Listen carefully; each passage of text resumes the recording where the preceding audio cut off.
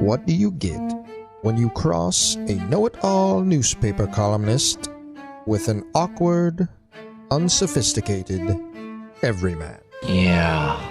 Well, I'm just not sure about that right now.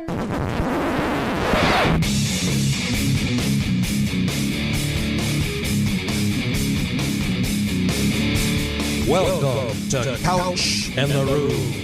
Welcome to Couch in the Rube, our Monday show presented by our friends at Muskox Quality Flannels. Buttery soft, built like a tank. That is, I couldn't even, that's what they write on their site, and that's a great way to describe it. I've been looking for more adjectives to describe the Muskox flannel experience that I've enjoyed thoroughly in October and November. Today, I'm outside shooting a video, post Jonathan Smith press conference. Guy I'm with, coat on, cold, hat, unhappy. Me, comfortable, look good, look my best. You can look your best, feel your best, whether you're outside on the back patio trying to enjoy the final months of whatever you can do with that this year, or whether you're at a Christmas party, wherever it is, look your best, feel your best with a Muskox flannel. Go muskox.com, where Couch in the Rube listeners get $15 off with the promo code Peacock. Jason, how you doing, brother? Like, I'm giggling and laughing right now. That's the only thing from stopping me from crying, punching a hole in my wall. All the above, man. That absolutely sucked. What do you want? How you doing, brother? What's up? Oh, man. By the way, can I just tell our listeners and people watching on YouTube, Tony Dombrowski has more subscribers than we do. And if you guys could just go, even if you just listen to the audio-only portion, if you could go to our YouTube page, do that like and subscribe thing. Listen, I promise we're not going to bother you with it every video or anything, but please. Like, we have to have more subscribers than Tony D. Or maybe subscribe to Tony D and us, both at the same time. I mean, you know. And you can just listen. You don't have to look at us. No. Right. I won't look at us. Yeah. If you have a YouTube, just go to it, Couch in the Rube. They really should. It really is a misstep by YouTube. They should offer a black screen YouTube for just like a visual or radio only style. It's too early for jokes, actually. Okay. Sorry, serious topic here. And you were outside where? What the Jonathan Smith firing? Press conference. Oh. No. Just they announced that he was fired? No, he's back. It's all over? He's back. He's back. He's fighting for his job up there. Subtly. I'm telling you, it was really interesting. So, what's the vibe of that, by the way? It's not great. But to his credit, he has not been like, to his credit. Well, the guy's getting $30 million to go away. I'd be happy as hell. I'd walk in there and be like, hey, Graham, how's it going, man? Nice flannel. How do I get one of those? Well, he should say that. Right, but I'm saying, Muskox.com, we're sitting there like, oh, man, the perseverance and just showing up every day for Jonathan Smith is amazing to me. Like, bullshit. Give me $30 million. Say whatever you want. What I'm saying is other people in his shoes would be less graceful, is what I'm saying. That's all. Maybe it speaks to, and maybe he deserves no credit. That's a good ball club. But the rest of the world are just full of dicks, because other people would have handled this poorly. That's all I'm saying. So he may not be. Well, when your former AD, lies to you, apparently. Alan Haller, your boy. We'll get into that here. Yeah. Can't wait. Takes here. I can't friggin' wait.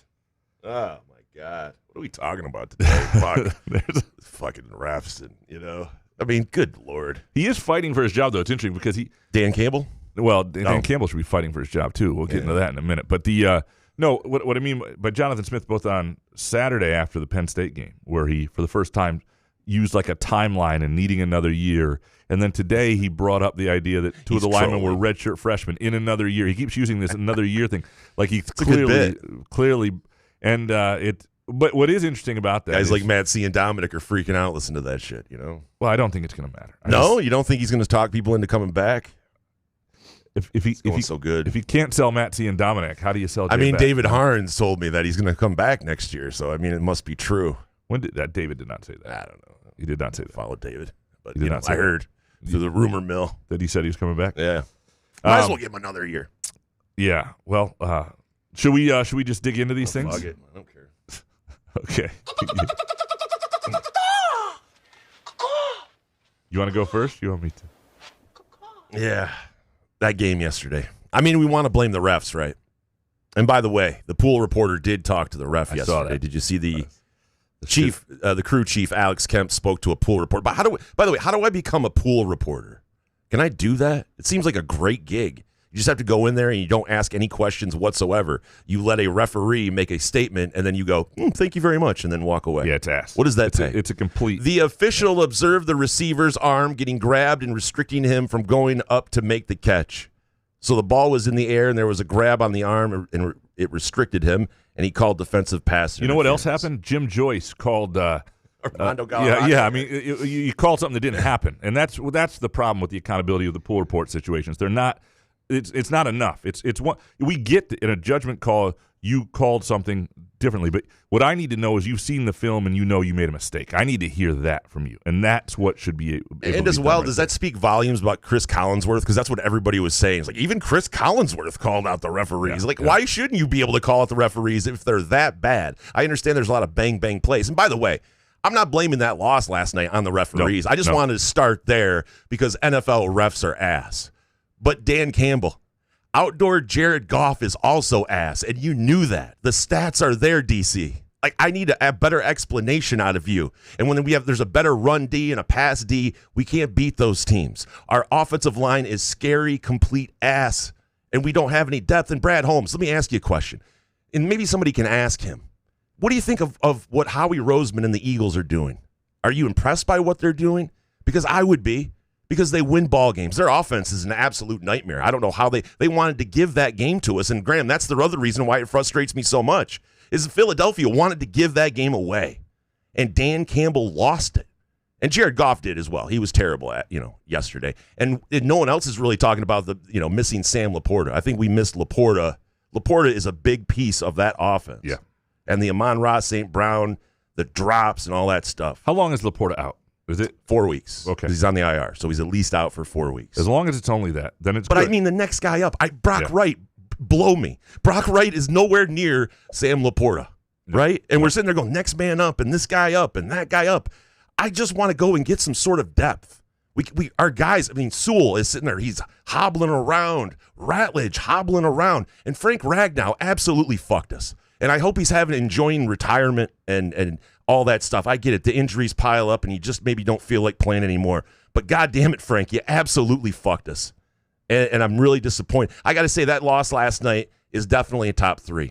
49ers, Washington Commanders, and it's that Eagles game last night because that was supposed to tell us where we were. And right now where we are is I don't know if we're going to make the playoffs. I think the schedule lines up to where we can make the playoffs. But when we do get in there, the injuries are going to keep piling up, Grant. Well, the bigger problem, and we don't have any depth. The bigger problem is that when they make the playoffs, and I think they will, the schedule is what it is. Now, I'm not giving up on the season by any means, but I'm just going I just try to look at the team going forward, and when you don't have the depth as these other teams have. Well, here's what they have to look at the game against the Eagles like. And by the way, the 95 Eagles playoff loss is still higher ranked than this one in terms of my. That's fucking forever ago. But 2025 here. They have to look at this as is unequivocal evidence, proof that they're not as good as the Eagles. And the team that was on the field last night in that circumstance can't win a Super Bowl. And so that doesn't mean you can't win one this season. But what I mean is you can't just proceed as is, in other words. Because when you look at Seattle's defense, Seattle nearly beat the Rams despite Sam Darnold throwing 4 interceptions. That defense is for real. The Rams are tough on, The Rams are scary in Philly. I'm not really scared of Philly. Philly's defense. But our defense, by the way, shout out Kelvin Shepard. If we want to talk about good things that happened last night, Kelvin Shepard had that defense playing, and Dan Campbell absolutely wasted a great defensive performance. I was not that impressed by Philly. Their offense isn't very good. I know they're a good team. Their offense isn't very good, but I think that if we were healthier up front and our offensive line was the way it should be, Frank Ragnow, I wouldn't have been as scary of Philly yesterday. They will never win another playoff game once the tush push is outlawed this postseason with Jalen Hurts at quarterback. Jalen Hurts is an average quarterback at best. God, it's really tough to call him average. He's average. All right. He's average. Yeah. But I might have fallen off a little bit, but man. And fuck A.J. Brown, too. Sick of that guy. It was whiner. I'm watching that game, and I keep thinking,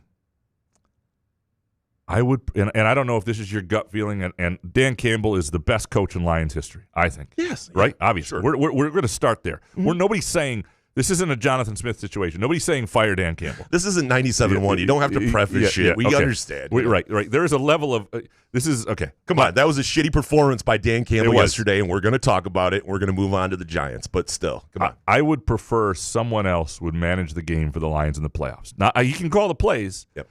I would prefer the fourth down decisions, and I do wonder if calling the plays, which is a constant rhythm and something you have to be totally dialed in on all the time, also, takes away from his ability. It wraps him up too much to think through the situations a little bit, because you need to be thinking through situations 2-3 plays in advance. Like, okay, wait a second, if we wind up here, what really makes sense?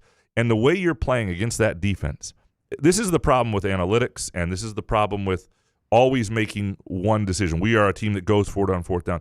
You have to look at how your offense is playing, how your quarterback is playing. Yep. Sometimes you just need points, and how your defense is playing against a team that's offense isn't that great. And he didn't do that, and that's really frustrating, and it's a little scary. So as long as, look, you would rather have this game happen than in the playoffs. You'd rather happen now. But it has to be an introspective moment for him where he thinks through it and says, look, I do need to – this can be our identity, but it doesn't mean you don't veer for it when it makes sense. Yeah. Because you almost at least two of those times, I really wanted them to kick the field goal. Did you feel that way? Absolutely.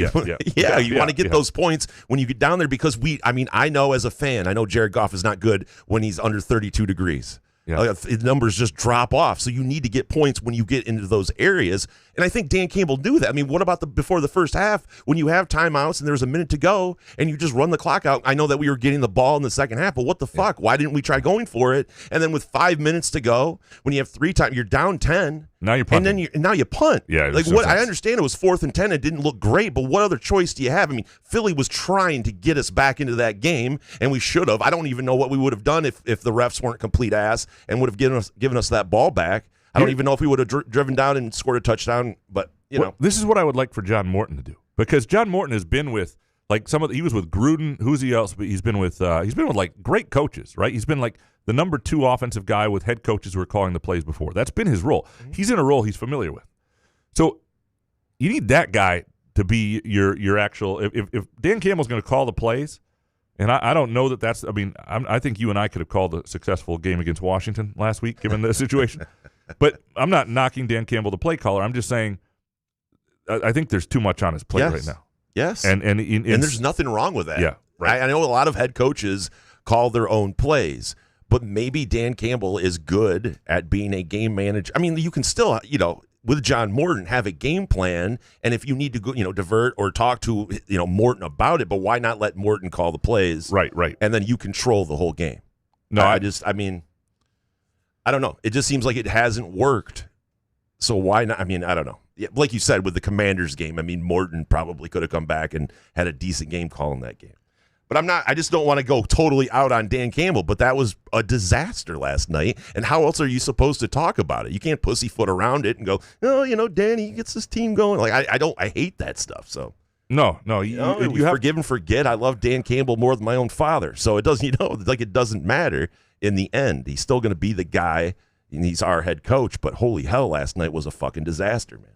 And Brad Holmes, again, I got to ask you, dude. A 3rd-round pick for Phillips. Did you see Phillips? I would like to just, at halftime. Hey, Brad, what'd you think of Phillips in the first half? That would be nice to have on the other side of Hutch as he's getting double and fucking triple teamed. And so I mean, I don't know where when you don't have depth, that's what scares me, and especially on that offensive line. And again, I just don't know week in, week out. I don't think there's I think there's a lot of really good players tied up for a while. I don't think we're in this moment with the Lions where this is the only 2 years of their window.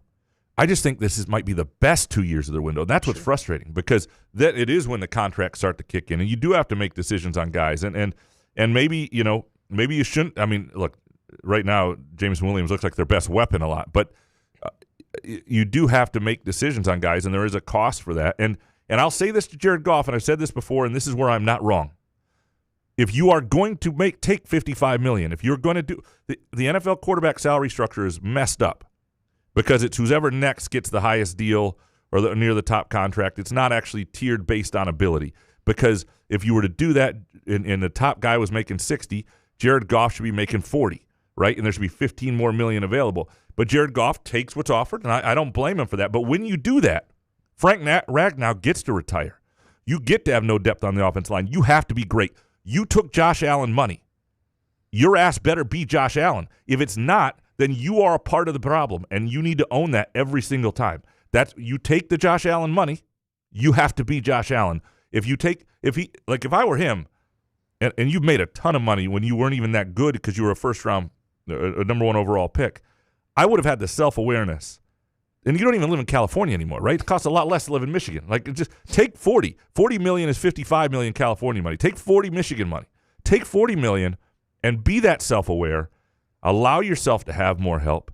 And I do think they'll restructure his deal after this year. But still, like, that is you can't look like that. You can't be Jared Goff, constant shake your head guy if you're going to take the $55 million. But he has the Kirk Cousins syndrome. We talked about Kirk Cousins, about when he needed everything to be right, the elements, the timing, like everything. The coaches had to be perfect for Kirk Cousins to be successful. And Jared Goff has a little bit of that in him as well. And by the way, Jahmyr Gibbs is the best offensive player that we have. Not I J-Mo. apologize. I'm sorry. Yeah, I mean, Jahmyr Gibbs and the David Montgomery thing, I don't even know how many snaps Montgomery should get. I don't know. They try to make him equal, but Gibbs is definitely the guy. And I thought they should have went to him more when things weren't working last night. But not having Laporta absolutely sucked, and that offense proved it. But, I mean, and I don't even know the Giants. I mean, with Jameis this weekend, I mean, what the fuck are we doing?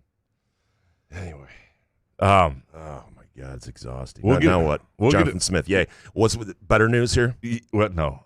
Sorry. It's not. We'll get to the uplifting stuff with some MSU hoops in a minute. Yeah. But this is not. I do want to say on Jonathan Smith that two things can be true. Jonathan Smith clearly got a raw deal at Michigan State, right? He took over a program. He apparently didn't know there was an NCAA investigation. Now, I do think that investigation changed in terms of the intensity of it and what they found, and going from like level 3 to level 1 stuff after he got the job. So a lot of programs have level 3 stuff going on all the time. That doesn't mean he shouldn't have been aware of it.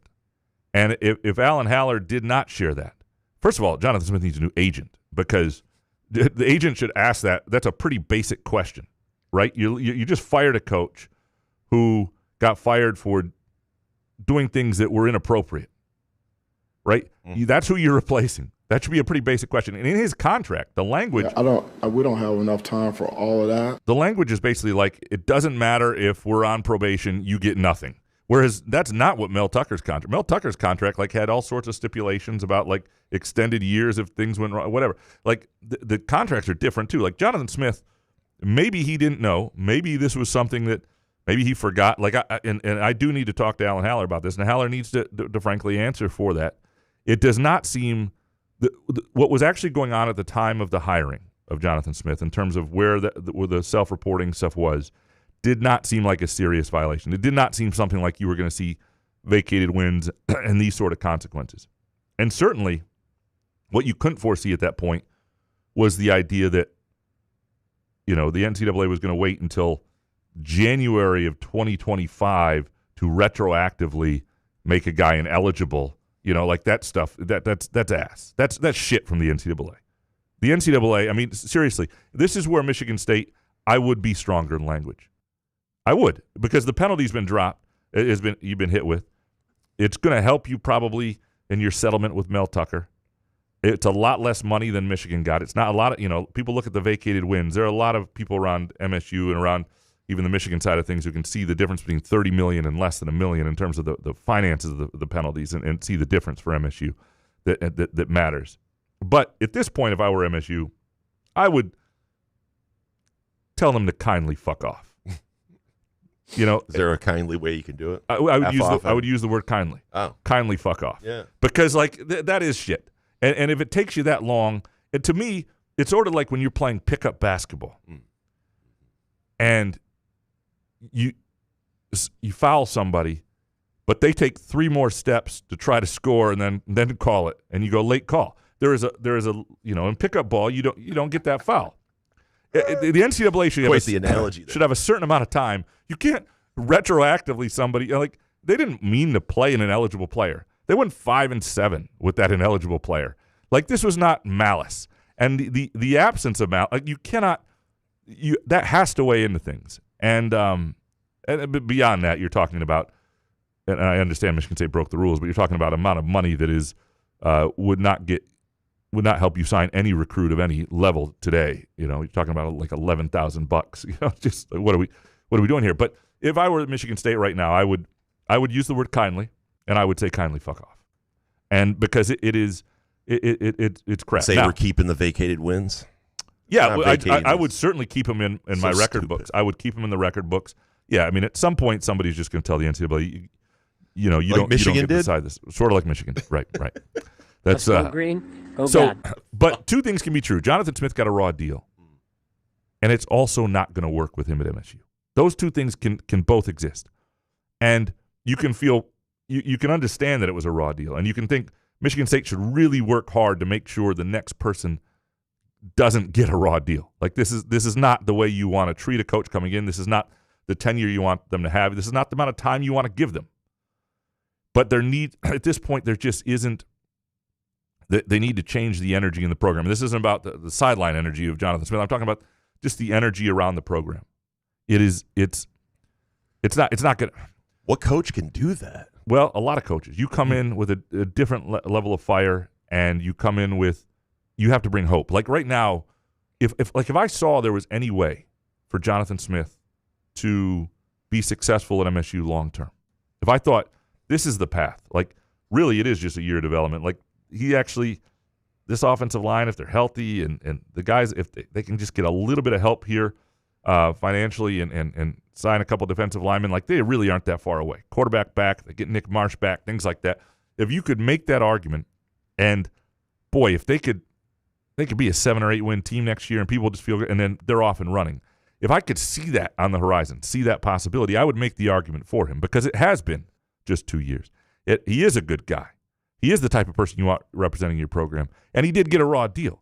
I just don't see that happening right now. When you've lost 7 straight in the Big Ten, when you're not winning any Big Ten games, and part of the thing you keep saying is this is a tough league.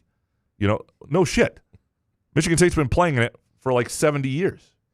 You have to find a way. Michigan State should be a place that's competitive in the Big Ten. And yes, there will be down years, there will be up years, but the baseline for Michigan State should be a hell of a lot higher than this. And I understand there are, elements. He may think he's got some young guys on the offensive line and some injuries, and that group could be better. But that's not enough.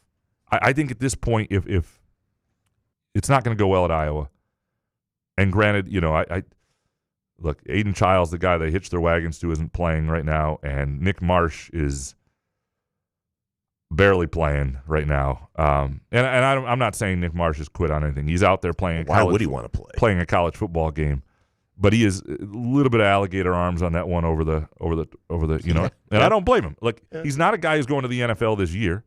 He's got another year anyway, somewhere, and he can go there and have a great year. Why risk the extra?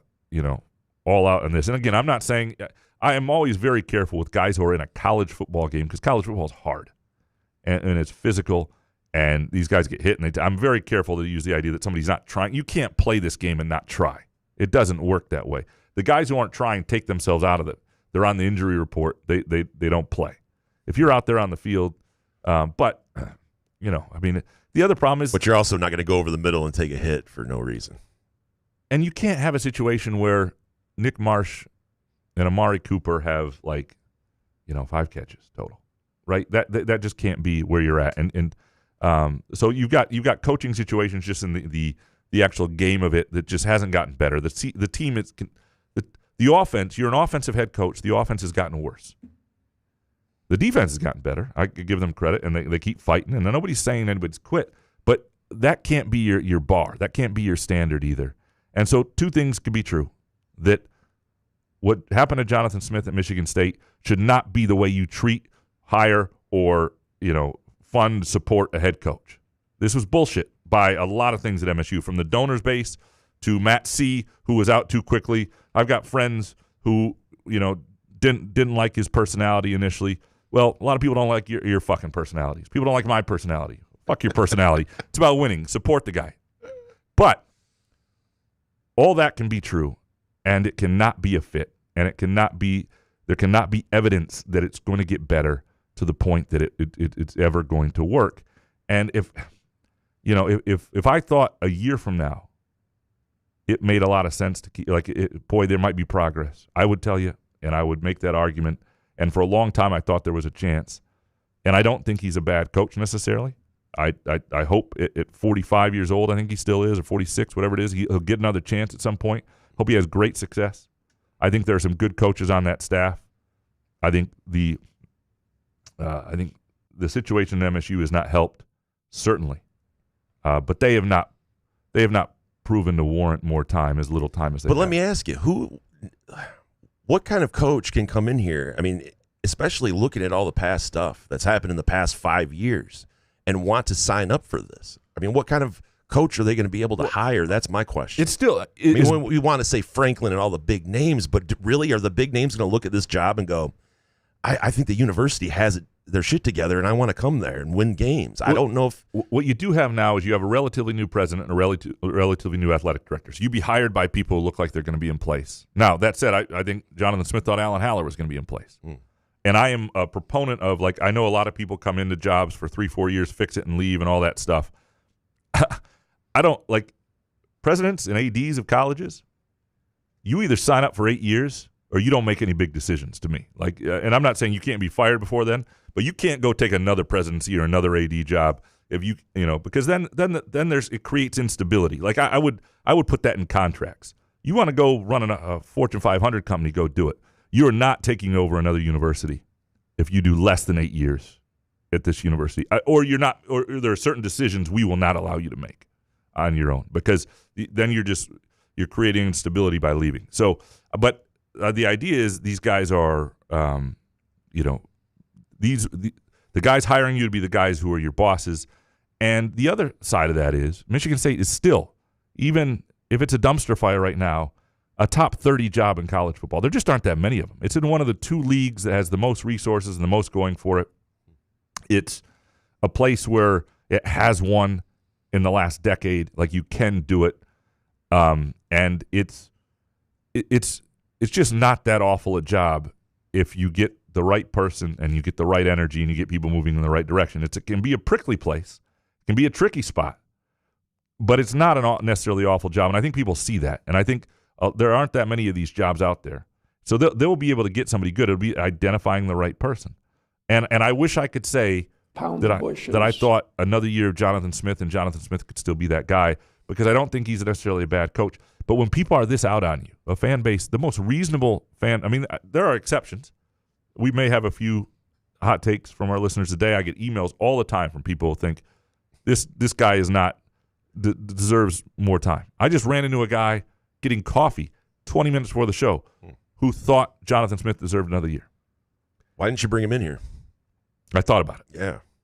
I got to hear that shit in person. Yeah. So we can shame him and kick him out of here. Yeah. So look, talking about this is not one why? way of thinking. Did he give any reasoning why? Why would you want Jonathan Smith back next year? Well, he thought the resources that you take to fire, it's that comment, it's the resources it takes to fire somebody would be better spent on supporting him, and that he hasn't enough time.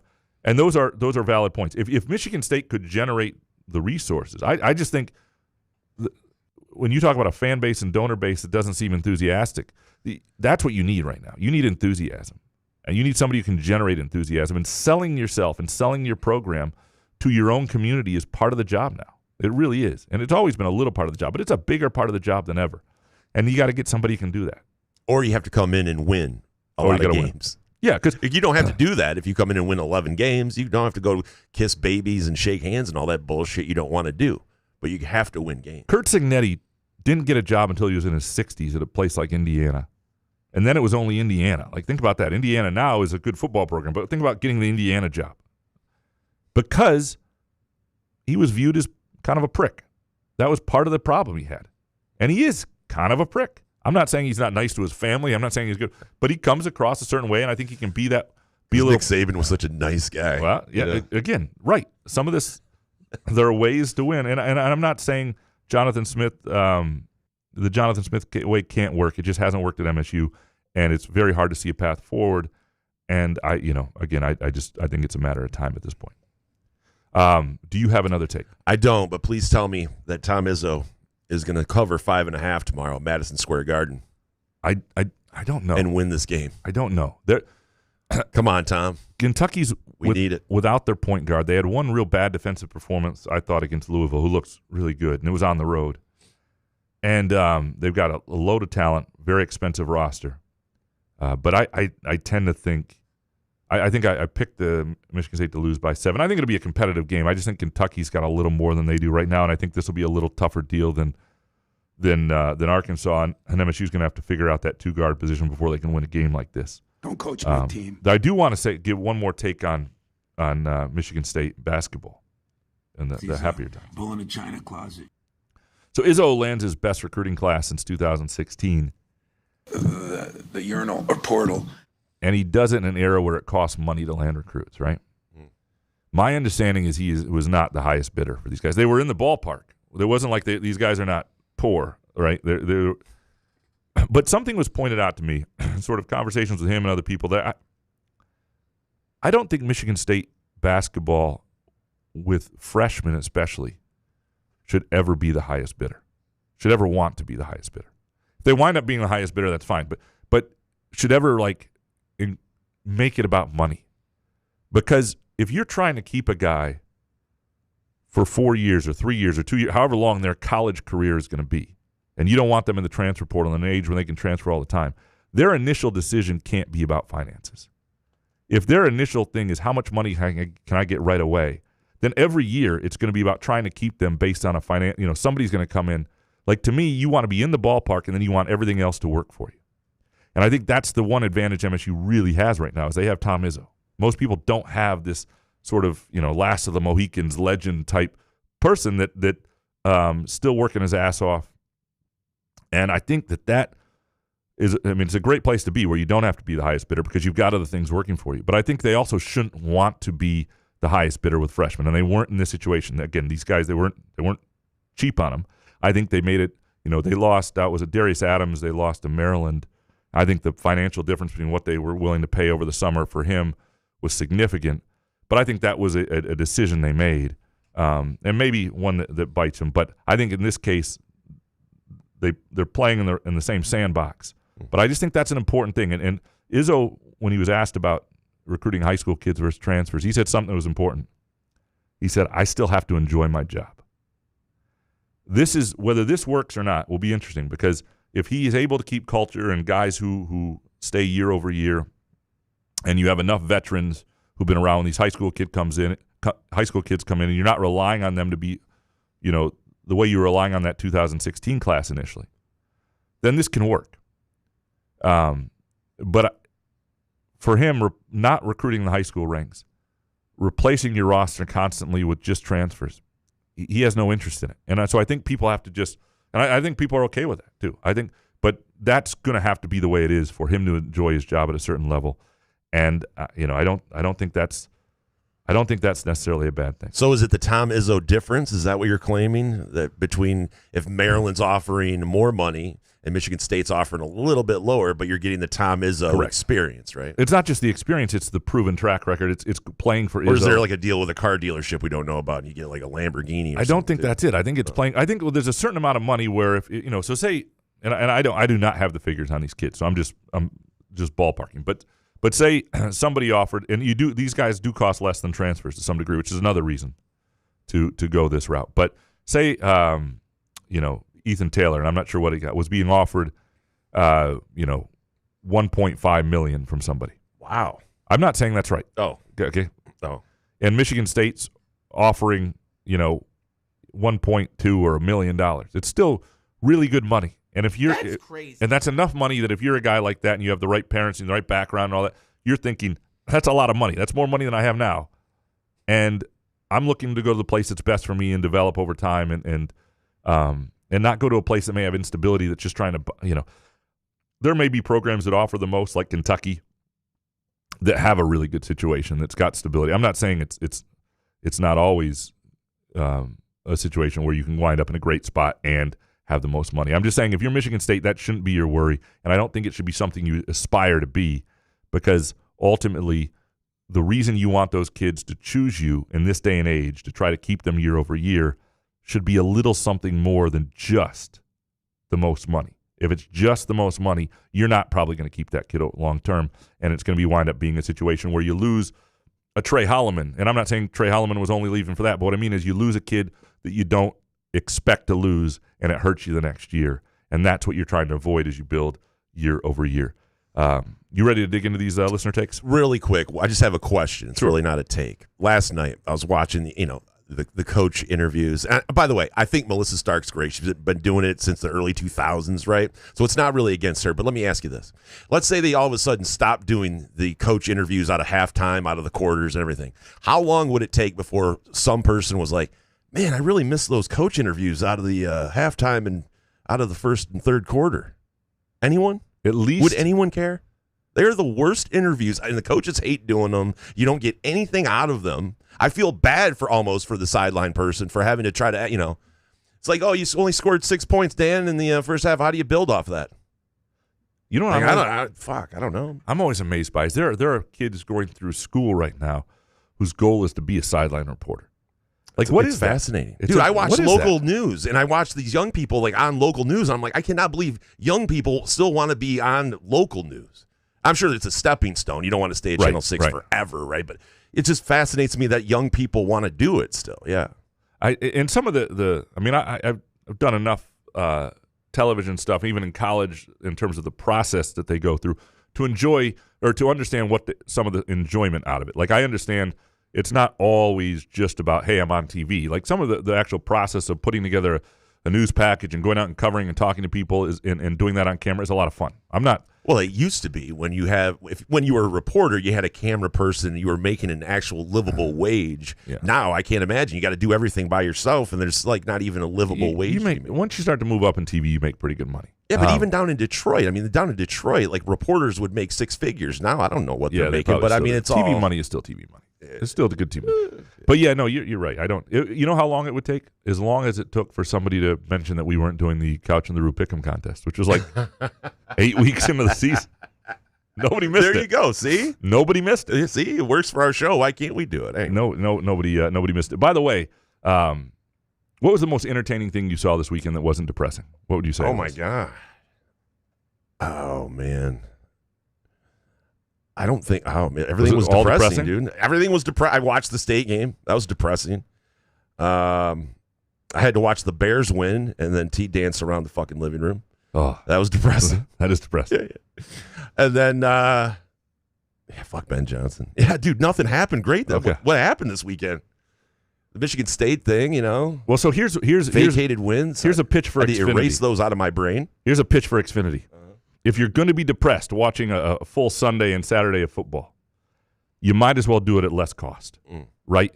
If you're just getting a bite out of your wallet completely. If you're paying 16 streaming services and it's still depressing, if you're paying to be depressed, that's not worth it. If you're going to be depressed anyway, do it at a reasonable price. Go to Xfinity.com. Check out their 1 year lowest price, which is $40 a month, for example, for home internet. You can get a 5-year deal for $55 a month. Pretty good deal. And if you bundle that with TV, with cable, I should say, with cable, and mobile, you can get even better deals. There's some great offers. And look, you can save over 30% also on YouTube TV when you get Xfinity Sports and News TV. You can see all these plans are there. Go to Xfinity.com. You can see it. You can get the multi-view when you're watching sports. Again, Xfinity.com. Type in your address. The offers are all there for you. Chances are you can save some money, turn back the clock, and go to bundling with cable. I was going to mention that I did watch the Eddie Murphy documentary, which was great. That was the only good thing I watched over the weekend, but it wasn't on Xfinity or anything. It was on Netflix, but it was amazing. I will have to watch that. I love you have to. I love Eddie Murphy. Yeah. It's so. In his $80 million house. It's just wild how rich people live. I ran into a reel, which sometimes happens when you're just scrolling, and it was on Instagram. That's why I can't look at Instagram while I'm on the toilet because my legs fall asleep. I end up getting just sucked in. That's why I had to get there was no way I was doing TikTok. Instagram sucks me in. It was I think it was an SNL skit, or it was a skit where he's hosting Christmas. He's he's hosting, and Maya Rudolph's in it. I think they're the family hosting Christmas with all the family. It's funny because it's what they're saying publicly at the Christmas table or Thanksgiving table, and that's what they're, and then they show the scenes, behind the scenes, like, Well, and all of his movies are on Netflix now too, I think. Okay. All of those things. So, yeah. Yeah, Eddie Murphy's the absolute one of the best, going all the way back. One of the first shows that I shouldn't have watched that I watched was Eddie Murphy Raw. The only guy to hang out with Rick James in the 80s and not do drugs, apparently. There you go. He said he didn't.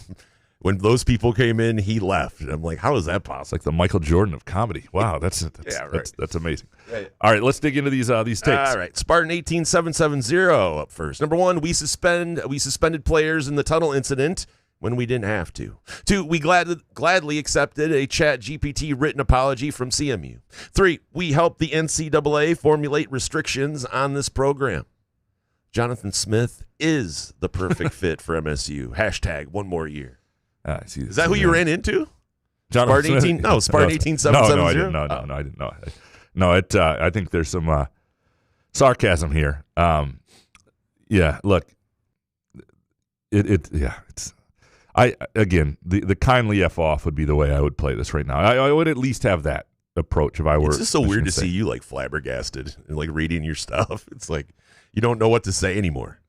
Like, it's terrible. That's all you can pretty much say. Like, how can you even like sugarcoat it? If you can't sugarcoat it, my God, we're screwed. The Madam Thinnidier. Close. The Thinnidier. Les Mis character. Yep. Fuck Les Mis. Of Southern Maine next. If leadership at Michigan State will allow themselves to be humiliated nationally by accepting this punishment to potentially save money on the Tucker lawsuit, they will most definitely keep Smith as head coach to avoid paying his buyout.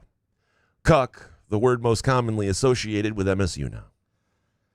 It's a great Master of the House. Great song in Les Mis is sort of their big feature. Do you need some Hoff to look up Cuck? No, I'm not looking that up. Okay. No. We're good there. All right. The look, I don't think. I mean, I get what you're saying because Michigan State, when it comes to saving money and fighting for money, that is an area they do very well and they do very intensely.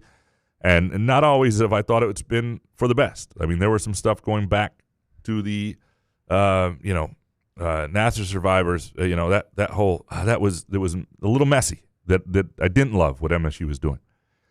Sorry, I didn't bring it. We'll fix that name in post. I don't want to put that name in any of this stuff. I apologize. So take that out in post. The N-word? The different N-word. The MSU N-word. But I do think this will be interesting because this is for Jay Batt, like this is his first, like if he were not to make a move on Jonathan Smith, essentially he's hiring Jonathan Smith, if that makes any sense. This is his first real decision point that's obvious. And if you decide to extend somebody, you are attaching that year to you a little bit, right? And that is interesting. And that is why I don't think it's going to happen. Like I have a lot of weaknesses in this world, but one of the things I tend to get right on these situations is sort of putting myself in another person's shoes and trying to think about all the ways that they could go based on the situation. And I cannot picture a way, and if I'm wrong, then I'll be wrong, but I cannot picture a way that Jay Batt would explain another year in a way that would be satisfactory to him. And that's and again, we're seeing that now with Luke Fickell and Loxley at Maryland, and this sort of Meek will put resources in, and I don't know all the behind the scenes in terms of where everybody is with those coaches. I mean, I see what's on Twitter, and there's a lot of frustration, and I don't know how different it is, but you want to be different here, and if I don't see it happening. Kurt Wisniewski, MSU football. Let the Leo Hannon experience begin. So he would be the Graham. Tell the people who Leo Hannon is. Yeah, he would be the starting quarterback this week. If Alessio he's transferring, couldn't go, and Aiden Childs can't go. Jonathan Smith said something interesting at his press conference. He just said he's mid-season healthy. They didn't practice. They never practice on Mondays. They didn't practice this week on Sunday, getting late in the season, and so they'll. We're taking some body blows right now. That would not be good at Iowa. Iowa is not the defense to say, hey, Leo, here you go, man. Like Iowa is not a team you generally want to tell people they're going to cover a 16.5 point spread. Just generally in life, Iowa 16.5 is something to stay the hell away from. That's when Leo should pull the Graham couch. I'm feeling under the weather. I don't know, Coach. I'm a little under the weather. But if Leo is starting, I would, and I would not bet it, of course, myself, but I would advise people that you may be able to mortgage your mother's house. And that's no knock on Leo. I'm just saying any true freshman making their first start should not be against this Iowa defense and this team. All right, Fosty and 80 next. Fans sick and tired of the state of MSU's football program should direct their anger at MSU's administration and its billionaire class. The past 2 years have shown that the administration and the power broker alumni have not been behind Jonathan Smith and have not been pulling in the same direction. Smith and company have been subpar, but it's also clear we don't have the talent to compete in the top third of the Big Ten. Yeah, I mean, Smith is the guy who loses his job because he's the coach. Right, that'll be that, and you can't, despite many efforts, you can't fire the trustees. You can't, and I'm not saying the trustees are the problem here. You can't, you're not going to fire your donors, right? That's a lifetime appointment, so to speak, and you need them. But it is true that it has not been, coaches will tell you the real key to having success is having everybody pulling in the same direction from the top down. That is essential. And Jonathan Smith has not had that. And so at some point, when and if they make a move, that era is behind you, and you have to look at yourself, and you have to make sure the next coach has it better. And as a fan base, as an alumni base, as a donor base, as an administration, you got to pour everything into that coach and give them every opportunity, because you can't keep doing this shit. You really can't. You can't 2 years from now be back in this spot. The next coach gets longer than 2 years, even if they lose 7 straight. Like, this can't be the thing. And I think increasingly, if the next coach loses 7 straight, the problem will be around the coach and not the coach. Like, the talent level now, the reason that Jonathan Smith is not getting a pass for some of this stuff is it hasn't always looked like Penn State. The Penn State game, while maybe depressing and demoralizing for some people, very clear that Michigan State did not have the same talent as Penn State. You can deal with that sort of defeat. The Michigan game, same thing. It's Minnesota, who sucks. It's Nebraska, who's awful. It's UCLA, who hasn't done much since that game in East Lansing. Those are the 3 games. And if Jonathan Smith wins 2 of those games, say they lose to Nebraska, but then they turn around and beat UCLA, and what was a really pivotal game in terms of the conversation, and then they beat Minnesota. And rather than being 3-7 right now, they are 5-5, with a pretty good chance of beating Maryland at least to get to a bowl game, and they've got a couple Big Ten wins. This discussion is not happening. There might be a lot of frustrated people like he's not the answer still. That would be fine to have that frustration. Everybody's entitled to that, but he would not be. They would not be making a move right now. It's those 2, and those sort of games were in the control of this program. This program was capable of winning those games.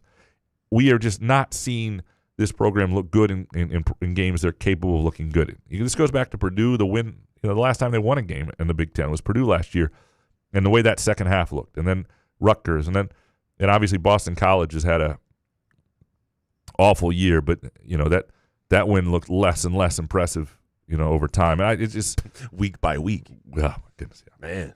Bill O'Brien. Matt Drolet. If Chris Solari getting dressed down by Tom Izzo at the press conference was not one of your favorite moments of the week, you are not a true Couch in the Room fan.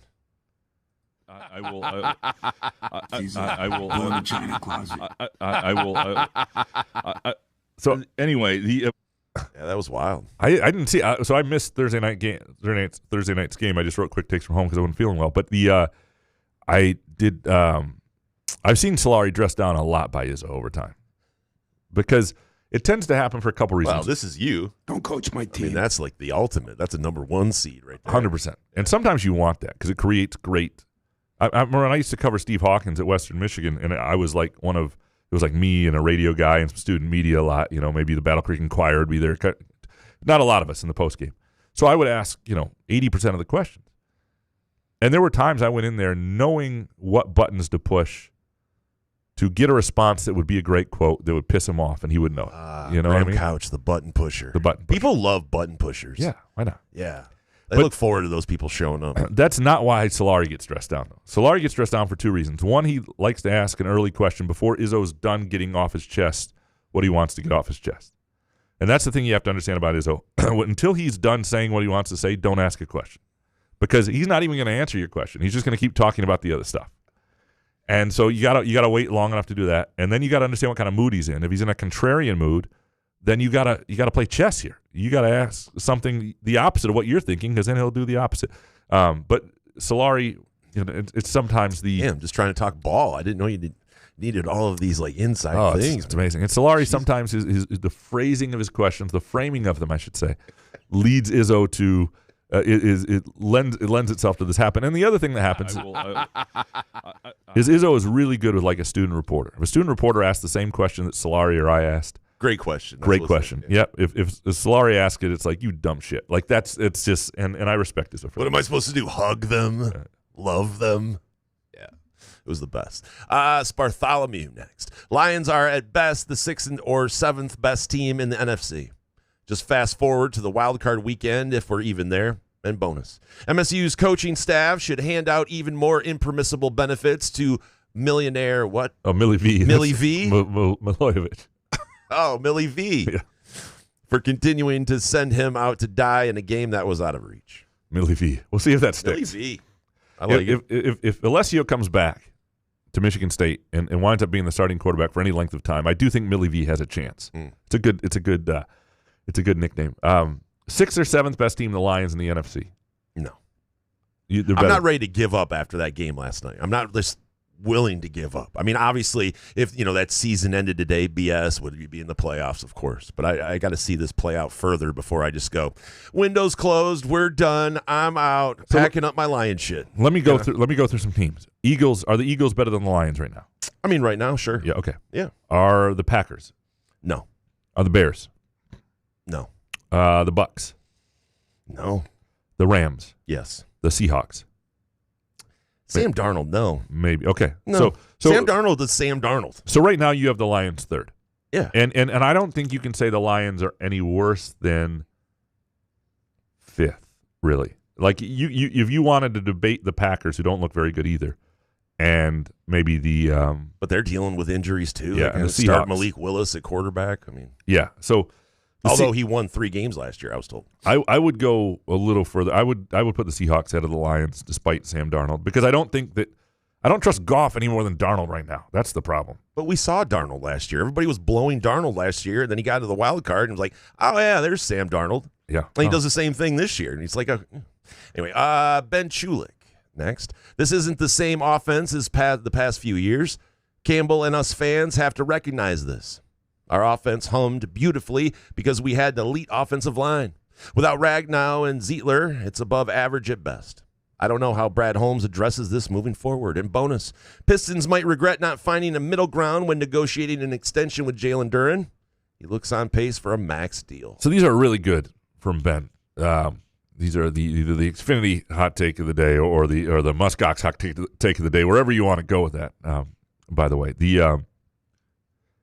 But we knew that when Ragnow retired, we knew that this wasn't going to be the same offensive line. We were trying to convince ourselves that we could somehow patch this shit together, but I don't think we were trying to say like, oh, this is definitely going to be the same as last year. But when you talk about addressing it moving forward, I do think this draft is this offseason, you've got to make sure you're better than. My first 3 picks would be offensive linemen. Yeah. I swear to God, or defensive linemen. Offensive, I don't want to see a wide receiver, tight end. I don't want to see any of that. Quarterback, unless there's a great quarterback. Nobody under 280 pounds. Right. That's the rule. I want offensive. I want the best fucking offensive line. Not including me. Yeah.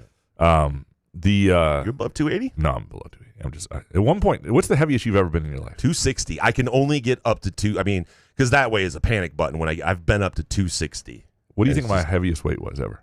I think you've told me. Wasn't it like 305 or something? No, I never got to 305. Jesus. I got to 284. Ooh. And then the worst thing is? When? Do you have a picture from that? Okay, yes. This is the worst part. That might have been a good one for the Muskox flannel, though. It's on my mother's fridge is the worst one. You got to take a picture. So post that on Twitter. We're in the backyard of the house we used to rent over on the east side of Lansing. And it was like a day where... so you were in your 20s then? No. This was we. I don't know if we were doing the show yet. Probably not. No, we weren't doing the show yet. But it was just before that. This is like 36, 37. It was post Rose Bowl. Actually, I can't. It's okay. We believe it. Yeah. No, it was. I can't. I think it was pre-marriage because I lost a lot of weight. I don't know. Anyway, it was not a good moment. But her parents are over. My parents are over. We're playing like cornhole in the backyard, and my sister's kind of there. And anyway, there's this photo of me, and I just like. You're out of breath. Oh no! Just the man boobs showing through the shirt. Like I really badly need a muskox flannel. By the way, if you have man boobs, we've talked about this. If you're a big guy, you're not sure about your physique up top. Yep.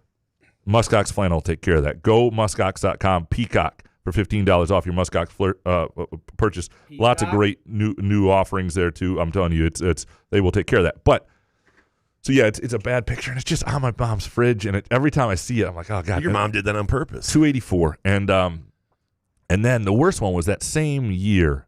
I was up there for a little bit. I had put on a ton of weight at once. This is before we were married. And what are you just hammering food or? Yeah, I don't know what happened. You all this? Susie Merchant hadn't seen me in a while, and I went on the court after a game to talk to her, and she looked. Her turn to look at me was like woof. You know, like when Kevin McAllister sees his Buzz's girlfriend in Home Alone. Yeah, It was like she looked at me and just her eyes like popped, and I knew exactly what it was, and she was like whoa, and it was just awful. It was. I was just so fat, and look, we all like it's. And here's the problem with it is you don't remember. I remember when I got to 260, how I got there. I was eating very, very poorly. I was eating chili and cheese every night. I think Elizabeth was living in Chicago mostly, I believe, and I was, at home, left to my own dietary devices, and. It just ballooned on me, and it got away from me, and it just anyway. It was not. But not what great. would you hammer though? Like what kind of food? It was like, just the late night eating. It was fast food, or like would you just go to like a Rally's or something and just get like 4 burgers and hammer it? Or I think there was a lot of delis at restaurant or delis at supermarket type stuff. You stop on the way home, and I'm gonna go to Apple Market on the way home and eat, and I'm gonna get lunch there and drop 1,200 calories there, and then I'm gonna have a pizza tonight. That's the next level of fat, right? Yeah. And a lot of people carry weight well. Like I'm not like I would love to be somebody who could be 280, 300 pounds and carry it well. There are lots of people who do, and a muskox. So you don't care about living then? No, I'm just saying. I'm just not trying to fat shame anybody. I'm just saying it's not fat shaming people, but there's no way if I was 300, I could live a long, fun life. If I could grow a beard, believe me, I would. Maybe try to get up to 255 or something again and have more fun. It's just it goes right to my fat head. That's the problem. It's just double chin, and I just you get titties, and it's just like I don't want to be that guy. So yeah. My wife didn't sign up for this. I got to at least stay somewhat in shape for my wife, for God's sake. And I look at that, and I realize that in some of the pictures I see with my wife that she was still happy with me, or said she was, but I don't know. I don't know. And we weren't married yet, but I don't know. I've seen pictures, and I look at I'm like, what the fuck? Yeah. Especially during the COVID time when I tried doing the beard thing. I was like, how did you not tell me to shave that? Like, how are you still with me? Like, what is happening? That is a story worth telling, presented by our friends at Midtown Brewing Company in downtown Lansing, where they do have all sorts of stuff on the menu. So if you are worried about looking like me, you can much lighter salad offerings, great sandwiches, things that won't make you look like. They also have comfort food though. If you're somebody who has discipline, unlike me, just a great. The chef there does an amazing job. The vibe there is great. Great date night. Great place for a beer after work. And the last time I was there really recently, one of the things I loved is just it wasn't packed, but like the bar was full of people and good conversations. It was like a 5:30, 6 p.m. It just looked like a great place to hang. That's Midtown Brewing Company in downtown Lansing. By the way, the Susie Merchant story is definitely a story worth telling. God, it's amazing. I don't blame her because I know she probably wasn't trying. She's probably trying to hide it, but. And she had probably see something so scary. It's like Jesus. Yeah, she had probably seen me at like 2. She probably went from seeing me at like 238 to like 284 or 270 something, and just went, "What the?" My face is probably sweaty. It's round. It's awful. I just love that your mom has that picture, a picture that you just despise. Some mothers love, right? They just don't. They don't even see it. We need to see it. Peasy, this Pistons team is all grit, no quit. A roster full of dogs. Complete turnaround from the Monty years. Bickerstaff should get way more praise for the culture he's instilled. And some love for Tom Gores, too. Yeah. I mean, he is a penis, but, like, the guy paid Monty Williams to go away. Willing to correct a mistake. Right. And admitted it. And this goes back to talk to the media. To Ben Chulik's point, this is one thing we didn't get into that I thought was really good, was the Jalen Duren question. Though I do think one of the things I hate about the NBA's current system right now with this, the aprons, first apron, second apron, basically a hard cap, is you can really only pay two guys elite money. And you're going to pay Cade. Cade's an elite player. And Duren is looking like we had James Edwards on like a year ago. We were talking about Duren. We're dropping MFers now? He talked about that you probably don't pay Duren just because you can find those type of rim-running bigs, and he wasn't good enough defensively. And those guys, you're not going to spend your money on him. I think you almost have to. Now, the problem is, in the NBA today, and people need to understand, this is different than even the NFL where you can somehow win with Jared Goff making $55 million. You get two guys. And I know technically OKC's managed to do it with three and guys around, so maybe you can get to three. But that's it. So if you can't win a championship with Cade and Duren as your top two, you have to really look hard at how you structure that. Like, that's what sucks. It's really hard to build an NBA team and sustain anything over time. It's just awful. To me, I wish the system was set up so if you drafted somebody, you could, it would work differently against the cap because they ought to try to keep teams together, and you ought to be rewarded for that. And I'm not saying there's not a financial way to do it. I think they should pay him at this point. I'm just saying he has to be really good. It's the Jared Goff thing. Jalen, if you get this money, you have to be a number 2 on a championship team. That's the thing he's got to understand. And the Pistons are officially must-watch now, right? Oh, they're incredible. Right? They're fun to watch. Well, and the NBA still sucks, but they play Indiana tonight, and this is Monday, obviously, and they had a couple days off, so I think Cade will be back. But like they played a game the other day without Cade and Duren and won. Like that's culture stuff. That's having good stuff going. Matt C. Number 1, Brad Holmes failed this offseason. No help for Hutch, no replacement for Ragnow. But hey, we traded up for a receiver and have $40 million in cap space. Wasted year. 2, Howie Roseman is the smartest man in football. Brad Holmes just thinks he is. That's why the Eagles win Super Bowls and the Lions management is happy just to make the playoffs. I don't know if they're happy. Why wouldn't you be happy to make the playoffs, Matt C? I understand what you're saying. I think there's a desperation to win a Super Bowl with this group. But the way the Eagles and Howie Roseman have done it, it's worked. It does work. You want one Super Bowl. If you ask any Lions fan, you'd be like, one Super Bowl, and then that's it. You go, all right, okay.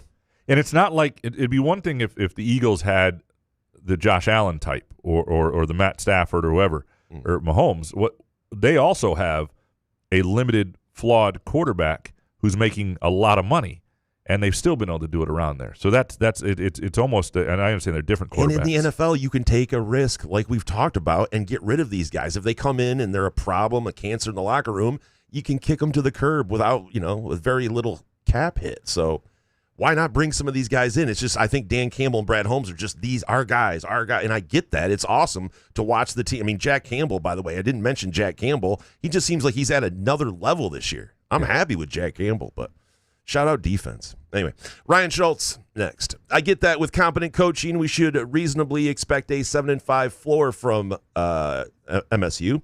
And Sorry. So that SMU, but and I'd be grateful to get that for a couple of years maybe.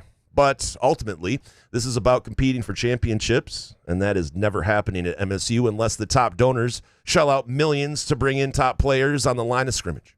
Unless the way the sport is run changes dramatically, that is the only way it happens. You're not bringing guys in off the momentum or reputation anytime soon. You got to believe the likes of Texas A&M or Texas Tech. And bonus, we are allowed to demand better than this during a so-called Super Bowl window when you stand pat at the trade deadline. I think that's fair. You open yourself up for this criticism when you don't make the move. Yep. And because if you happen to have Scott Harris and Brad Holmes who don't like to do any of that. Yeah. If you make the move and you have injuries or it doesn't work, people can deal with it. It's when it doesn't seem like you're willing to get creative to maximize. And there just hasn't been a great explanation for it. Have we seen an interview with Holmes since then or anything like that? Have you seen one? I don't think. I think he goes on 97.1 maybe once a season. I think that's right. I don't know. Yeah, it's not enough. Talk much though. To the first part, like you're right. You do have to prioritize and roster build. I do think one of the things offensively, I think it can be done a little different. Offensive linemen can be built through development. Like you look at the best offensive lineman Michigan State's ever had. We talked about this, Jack Allen. You look at some of the other. You can build a great offensive line without having 5-star guys, because linemen are so often late developers. Guys you think are great in high school aren't great. Guys you are, and I'm not saying Ohio State doesn't have a good line by recruiting top linemen. I'm just saying the offensive line's a little different. You need to develop and retain, spend to retain. But on defense, on the defensive front, it's probably a little different, and you are going to need. But I think those donors will be there if there's an excitement around the program. I do. I think people will want to support something that has a chance. And if they don't, then pack it up and have limitations and enjoy basketball, right? And that's I think you want to push. You want to find out what your limitations are. If your limitations are something that is somehow debilitating, and that would mean Jay Batt is failing at sort of finding other sources of revenue, then you have that conversation. I don't think we're there yet. I think you've got a situation now where and revenue is not just about donors. It's about all sorts of corporate sponsorships and other things. Like, I mean, how long is Spartan Stadium? It shouldn't be much longer. The longer Spartan Stadium is Spartan Stadium, the longer Michigan State plays losing football, right? I mean, it can be this, Spartan Stadium, so-and-so at Spartan Stadium, or it can be, but it's got to be something else. Like, you've got to start finding other revenue sources that help elevate everything around the program. Pornhub Stadium. Let's go. There you go. $300 million for 20 years. What do you think it would take for me? Like, so say, $1 billion. You've got. Oh, to name it Pornhub? Yeah. Yeah. What would you have to do? It would be $1 billion. It would have to be so much money you just couldn't. It'd have to be so much that you'd have to give everybody $200,000 to not complain about it. Yeah. Like Trump is going to do with the tariffs. Mm. Is that going to be enough? Yeah, I don't know. It would never happen. The problem is the people in this country are kind of dumb enough to believe it. Like, the reason people vote for it, they wrote me a check. Dude, George W. or Bush in the early 2000s. I bought weed with the money he sent me. Remember that was like $100 or $200 back in the day, and there wasn't it? I swear to God, one of those presidents. I was so happy. I was like, dude, I would have voted for him again right there. Yeah, it's a trick. We're not a sophisticated. I voted for Gore, but I'm saying if you would have said like, hey, we're going to end up giving you $200 at some point in my presidency, I'd be like, oh shit. We're not a sophisticated. I know. I shouldn't have a vote. That's why. You know what I mean? Like, that's what I've been trying to tell people. Thomas next. Shifting the football season forward a week needs to happen starting next year. Compared to tuning in for basketball or hockey, watching a game by this time of the year feels more like a chore than anything. Yeah, that game was a fucking grind. Yeah, that's the Penn State game. It was. And the funniest thing is, there's a moment where so you get the initial run by. Tout Oliver, right? The long 57-yard touchdown run. You think, wait a second, is Penn State not want to be here today? Because that's what you. And then, as soon as Penn State went down the other way and scored, I was like, no, this isn't going to be. And Ebling actually had the pulse of this pretty well at halftime. He was asking me what the score was, and he said Ebling had a pulse at halftime. He had a pulse at halftime. No way. It's good to see him still alive. He just said, I can't see Michigan State scoring, again, or scoring another time. I mean, just. He sort of got where live bet scenario. Thanks, Jack, for the info. Yeah, no, he should have tweeted that out. I was just about to tweet that out. Sure. Yeah. By the way, what is it going to be? What about the crowd at the Maryland game? What are we talking about? In Detroit? Yeah, who's going to that? Well, it was good for the Penn. If it was good for the Penn State game 2 years ago, when they had already fired their coach, they lost 48-0. Like, it wasn't bad that day. It wasn't like boisterous. Like, it's indoors. It's Thanksgiving weekend. Like, think about it. People are going to have to. Think about the idea of, like, you've been with your family for 2 days, right? Uncle Frank starting to annoy you, right? It's like, boy, we can go to a game, have a beer, and watch some college football, or we can stay home and keep having this conversation and work on this puzzle. That's elite spin, and you could probably get a ticket for like $5 or $10 or something. Yeah, out of the house. Plus, it's. You could just say you want to go to the mall. Maybe 12 degrees outside, but you can be comfortable inside in a muskox flannel. It's going to be perfect. It's going to be perfect football indoor. Yeah, you look good, feel good, all that jazz. Josh Inwood next. Undoubtedly, Brad Holmes has done a great job, but this team clearly needed help, and he made no moves at the deadline. Also, is Tesla ever going to see the field? The Lions traded a 2025 third round and two 2026 third round picks for this guy when we needed interior help. And he has a total of 4 catches. It's one of the. It's a weird one. Yeah. I don't know. Holmes has to explain it. Like I said, it's hard to judge these things currently as it sits, right? because you want to give a guy a chance to kind of exceed expectations. But I can understand, as it sits right now, it looks like way overpaid for this guy. And he's been good with certain, like obviously St. Brown was a 4th-round pick, right? That was a great get. And you're not going to hit on all those guys, but when Jameer Gibbs, when everybody else was like, man, Gibbs, really that high? Why would you draft Gibbs that high? But you have St. Brown, and you've paid him. And you knew you were going to try and pay J-Mo, right? So you have those guys. Like, I don't. And from what everybody tells me, they knew Ragnow, there was a high probability he was going to retire. Yeah. And I mean like 80%.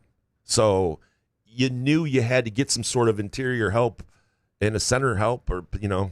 If you're looking for good news, it's this. Philadelphia, the Rams, Seattle, these guys aren't planning to rest their defense, right? They're going to keep playing. All those fuckers are going to be hurt by the playoffs. There's no way you're healthy. Like, if those guys want to have this, if I'm Philadelphia right now, you're going to win your division. If you're not going to be the 1 seed, I am sitting down some guys, because there's just no way that whole group's going to be healthy in like 7 weeks. That's if you're the Lions, it's somebody else's turn to be hurt. How much more banged up are the Lions going to be? Well, that's the problem. And they're going to have to play through it just to make the playoffs. So right. Alex Mayer next. Number 1, if the only way to the top donors are going to help fund the football team is to have their egos stroked, Jay Batt should just let them 100% negotiate with and hire the next coach. This new era of college sports is ass. 2, 75% of the NIL money should be spent on the offensive and defensive lines. And 100 milligram take. MSU will actually play well at MSG this year. Well, they didn't play great, but they beat Rutgers last year. I think that was a good bugaboo, just to make sure it wasn't a disaster there. So a little different vibes. So a lot of the guys who are on the team have actually played there and won there. I agree with the first part. You can't let donors just negotiate, but you have to engage them. You have to make them feel good. I mean, these guys are guys with egos who want to be stroked, right? And everybody in their lives does. There's only much stroking you can do without having to give them some sort of thing like that, though. But at some point, right? That's what the money's for Jay Batt. That's the talent. The talent you have to have is the ability to make people think they thought of something that they didn't think of. Yeah. It's the ability to make them feel included when they're not really not. It's the ability to trick these and manipulate these guys. You guys should get together, because that whole little spiel about the game at Ford Field.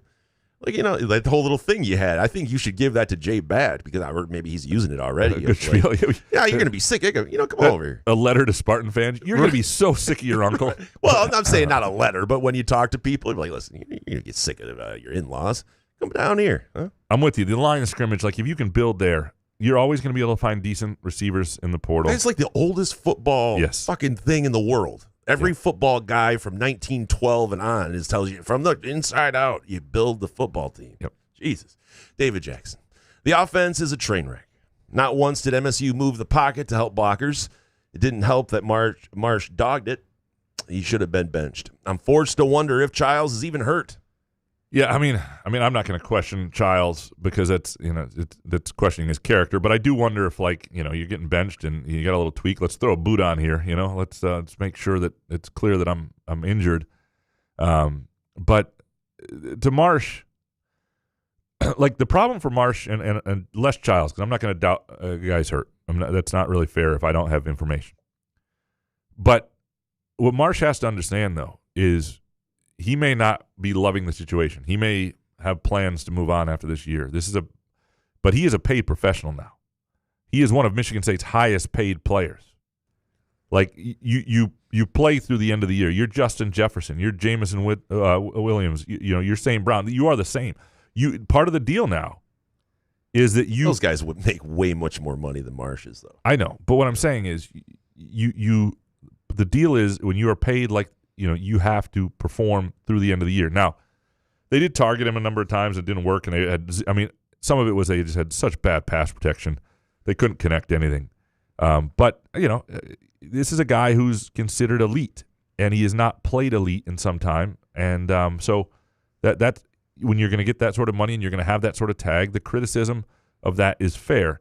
I'm not – I'm careful to say somebody's dogging it. Or not trying out there, but I don't know that certainly wasn't a great performance. That's fair to say. But you can say whether or not you'd blame him or not. Like, I understand you're getting paid, but if you're being put in a position to you have your future to think about. There is more money on the table to think about. I get that. Professor, Alessio can play, but won't survive without major investment in the O-line and more thoughtful play calling that doesn't put him in the 3 to 5 step drops when the tackles are on an island. And bonus, it's time to worry if Jared Goff can win a Super Bowl. It's time. Ikuna Yaba Gita Jared Goff.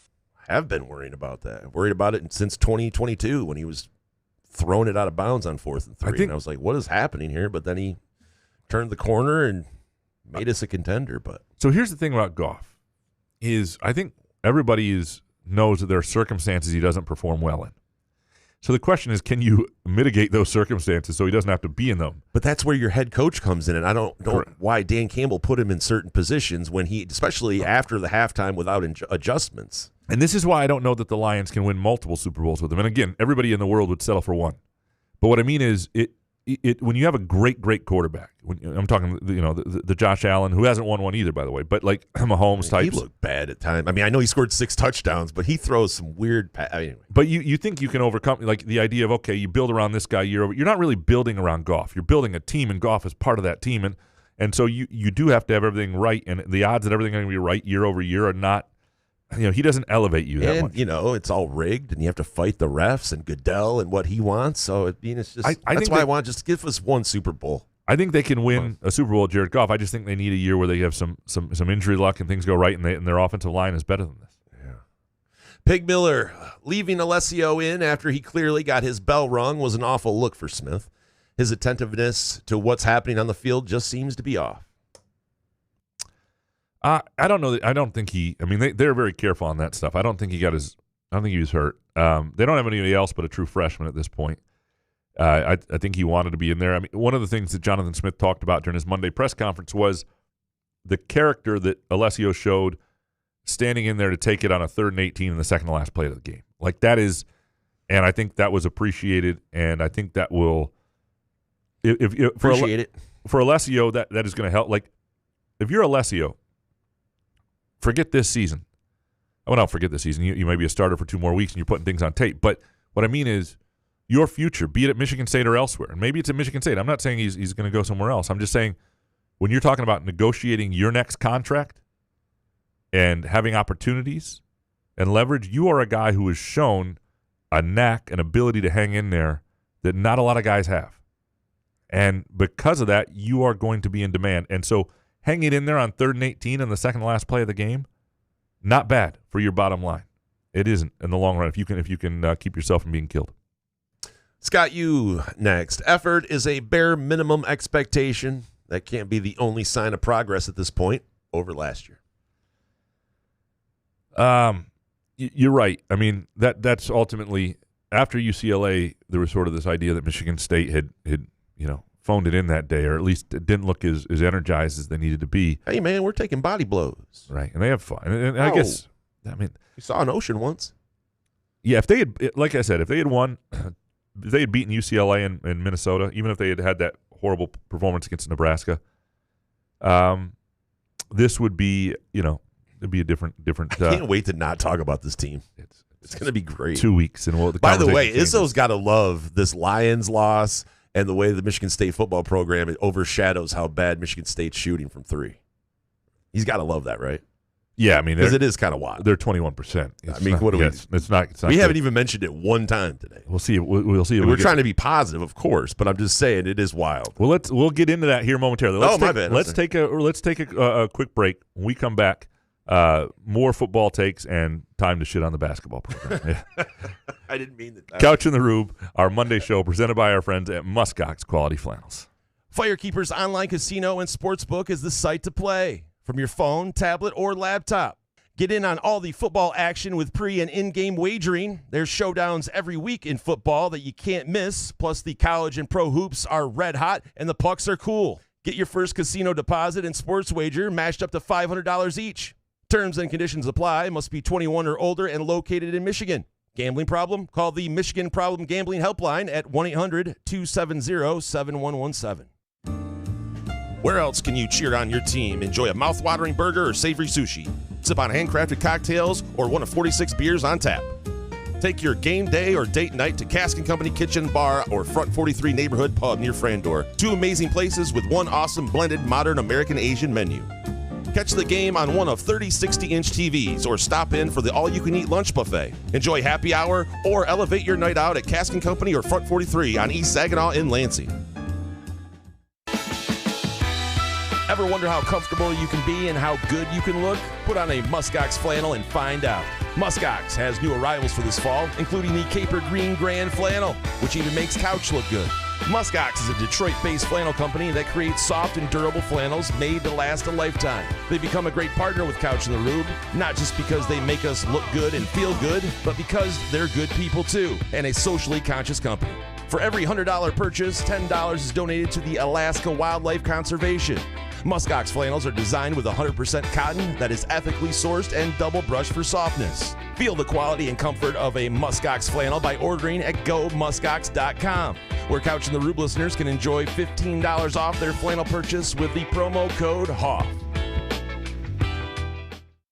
Come enjoy irresistible, award-winning, handcrafted donuts and locally roasted coffee at Groovy Donuts. Surprise your family or coworkers with special holiday designs and flavors, or put the perfect finishing touch on an event with a custom order. Birthdays, weddings, gender reveals, our friends at Groovy Donuts are your answer. Experience the Groovy Donuts difference for yourself on Lake Lansing Road in East Lansing or in Williamston. Get more information or place an order at groovydonuts.com. Find Couch in the Rube podcasts on Spreaker, iTunes, iHeartRadio, Spotify, YouTube, Facebook, Google Podcasts, CastBox, and the Rube's favorite podcast addict.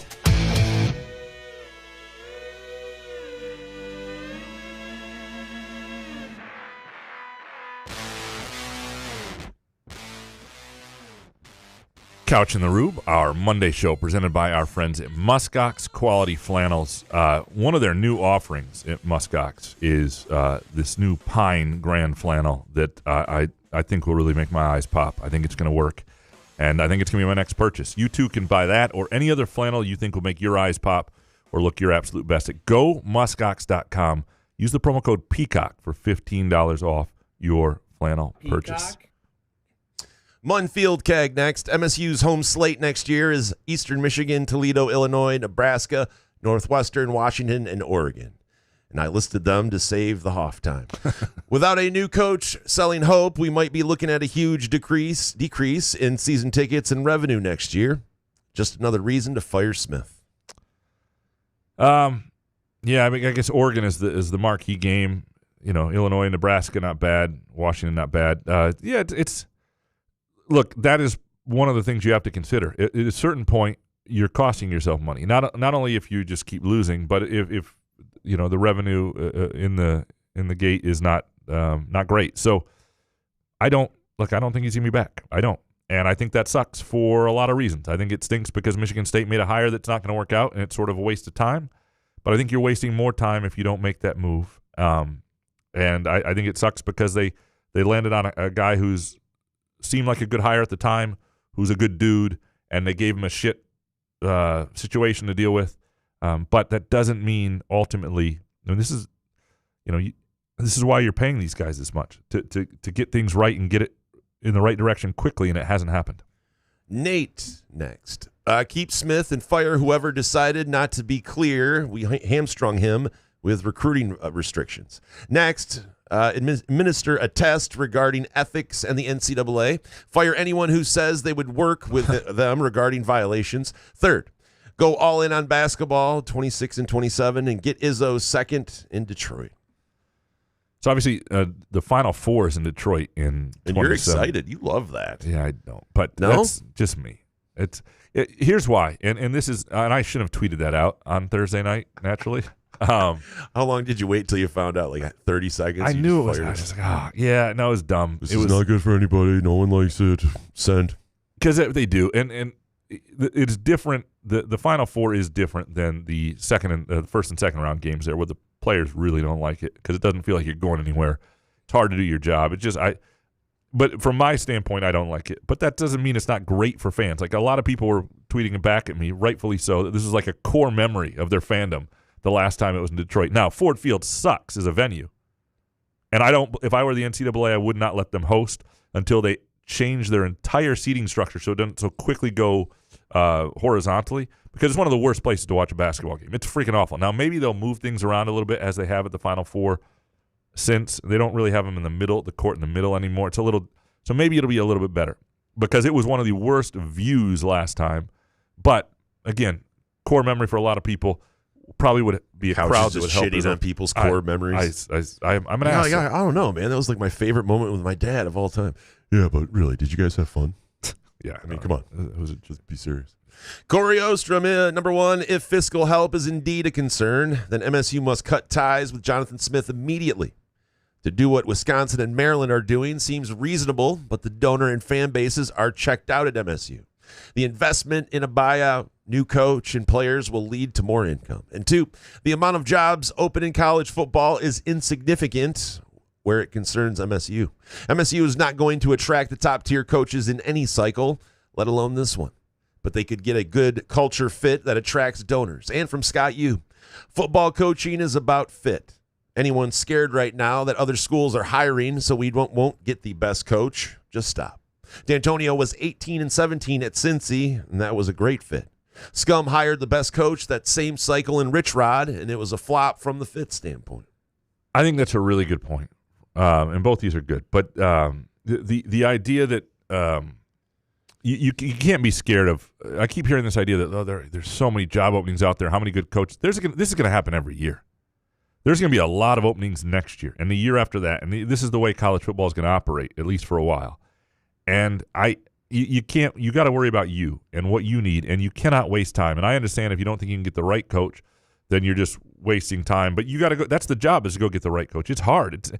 D'Antonio was a great hire, not just because of the fit, but the way the process went. It was during the interview that they, and Brian Kelly was somebody who was up for a job at that point too, and wound up replacing D'Antonio at Cincinnati. And Luana K. Simon hated Brian Kelly. I mean, I think she had good instincts in certain ways. What did Brian Kelly think the other way? Just did not like, and that was not going to happen. But D'Antonio, in that interview, you talked to the people who were there, Hollis and Haller and all these people who were part of that conversation, and where that interview was, and D'Antonio, just as he was speaking to them, it was like, that's the guy. They knew it before everybody else. Everybody else knew it once they lost that Michigan game and he started talking. They knew it before then. And so you have to let the interviews work. You have to let people sell themselves to you. This is still a good job relative to most football jobs in this country.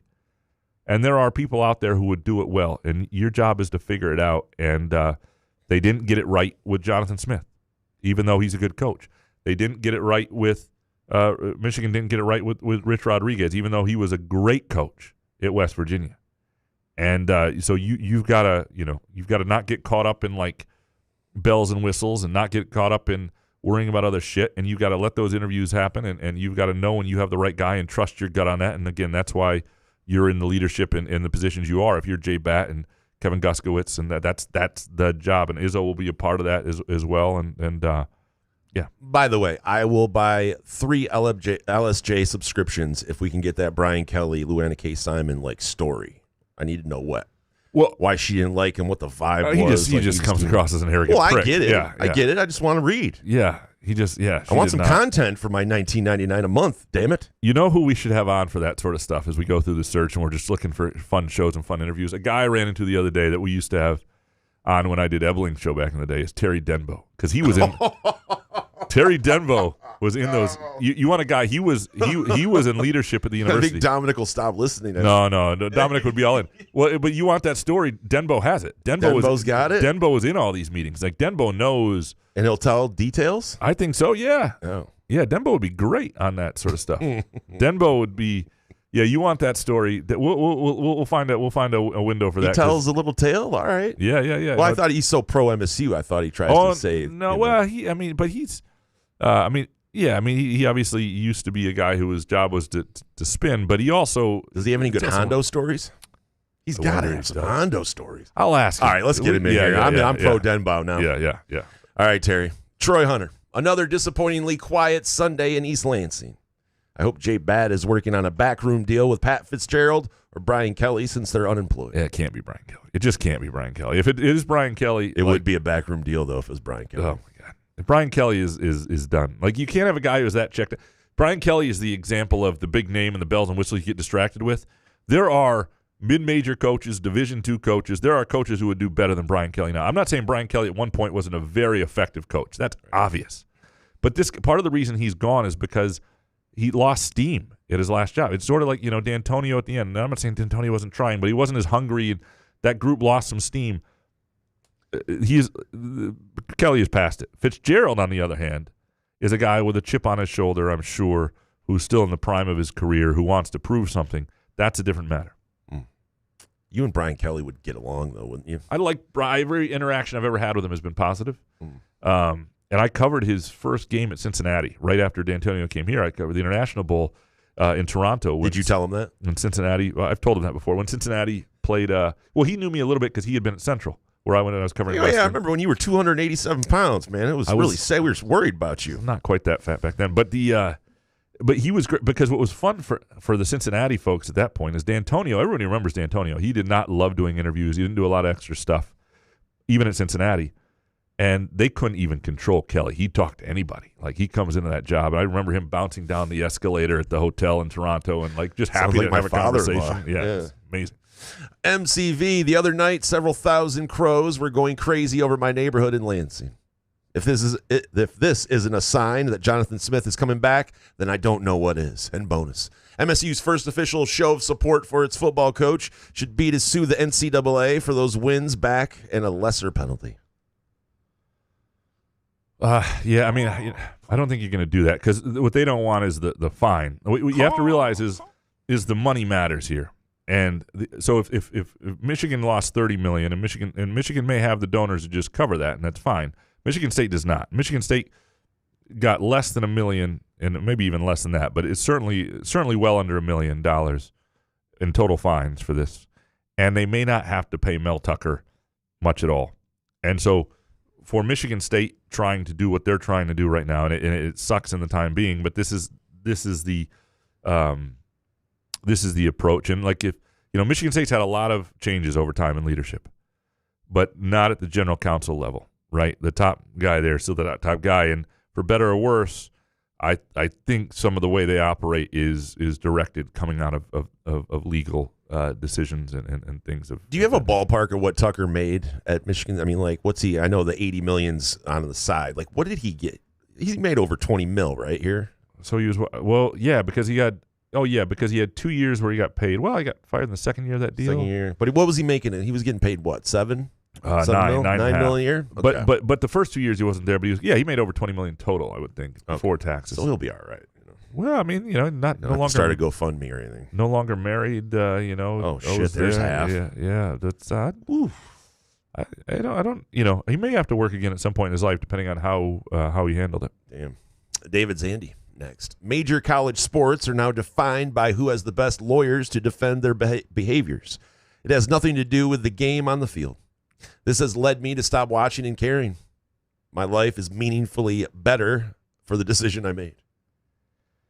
Yeah, I'm not telling. Yeah, if you can check out from MSU football until there's something that's worth celebrating, I would not advise you to I do watch otherwise. because of this show. We need to talk about it. But I swear, if this, if it wasn't on, what else was on at 3:30? Would you watch something different? If episode of Good Times. Just anything else? Yeah. Raj and Rerun and D. Yeah, I mean, rest in peace, D. Yeah, it was a great show. I loved. Oh no, What's Happening? That's What's Happening. People are probably yelling at me. Is that what I said? What did I say? Good times. Good times. What's happening? Yeah, I meant What's Happening. I was a little confused. Okay. Yeah. Oh really? You were? I like Good times. You know what I was talking about? Oh yeah.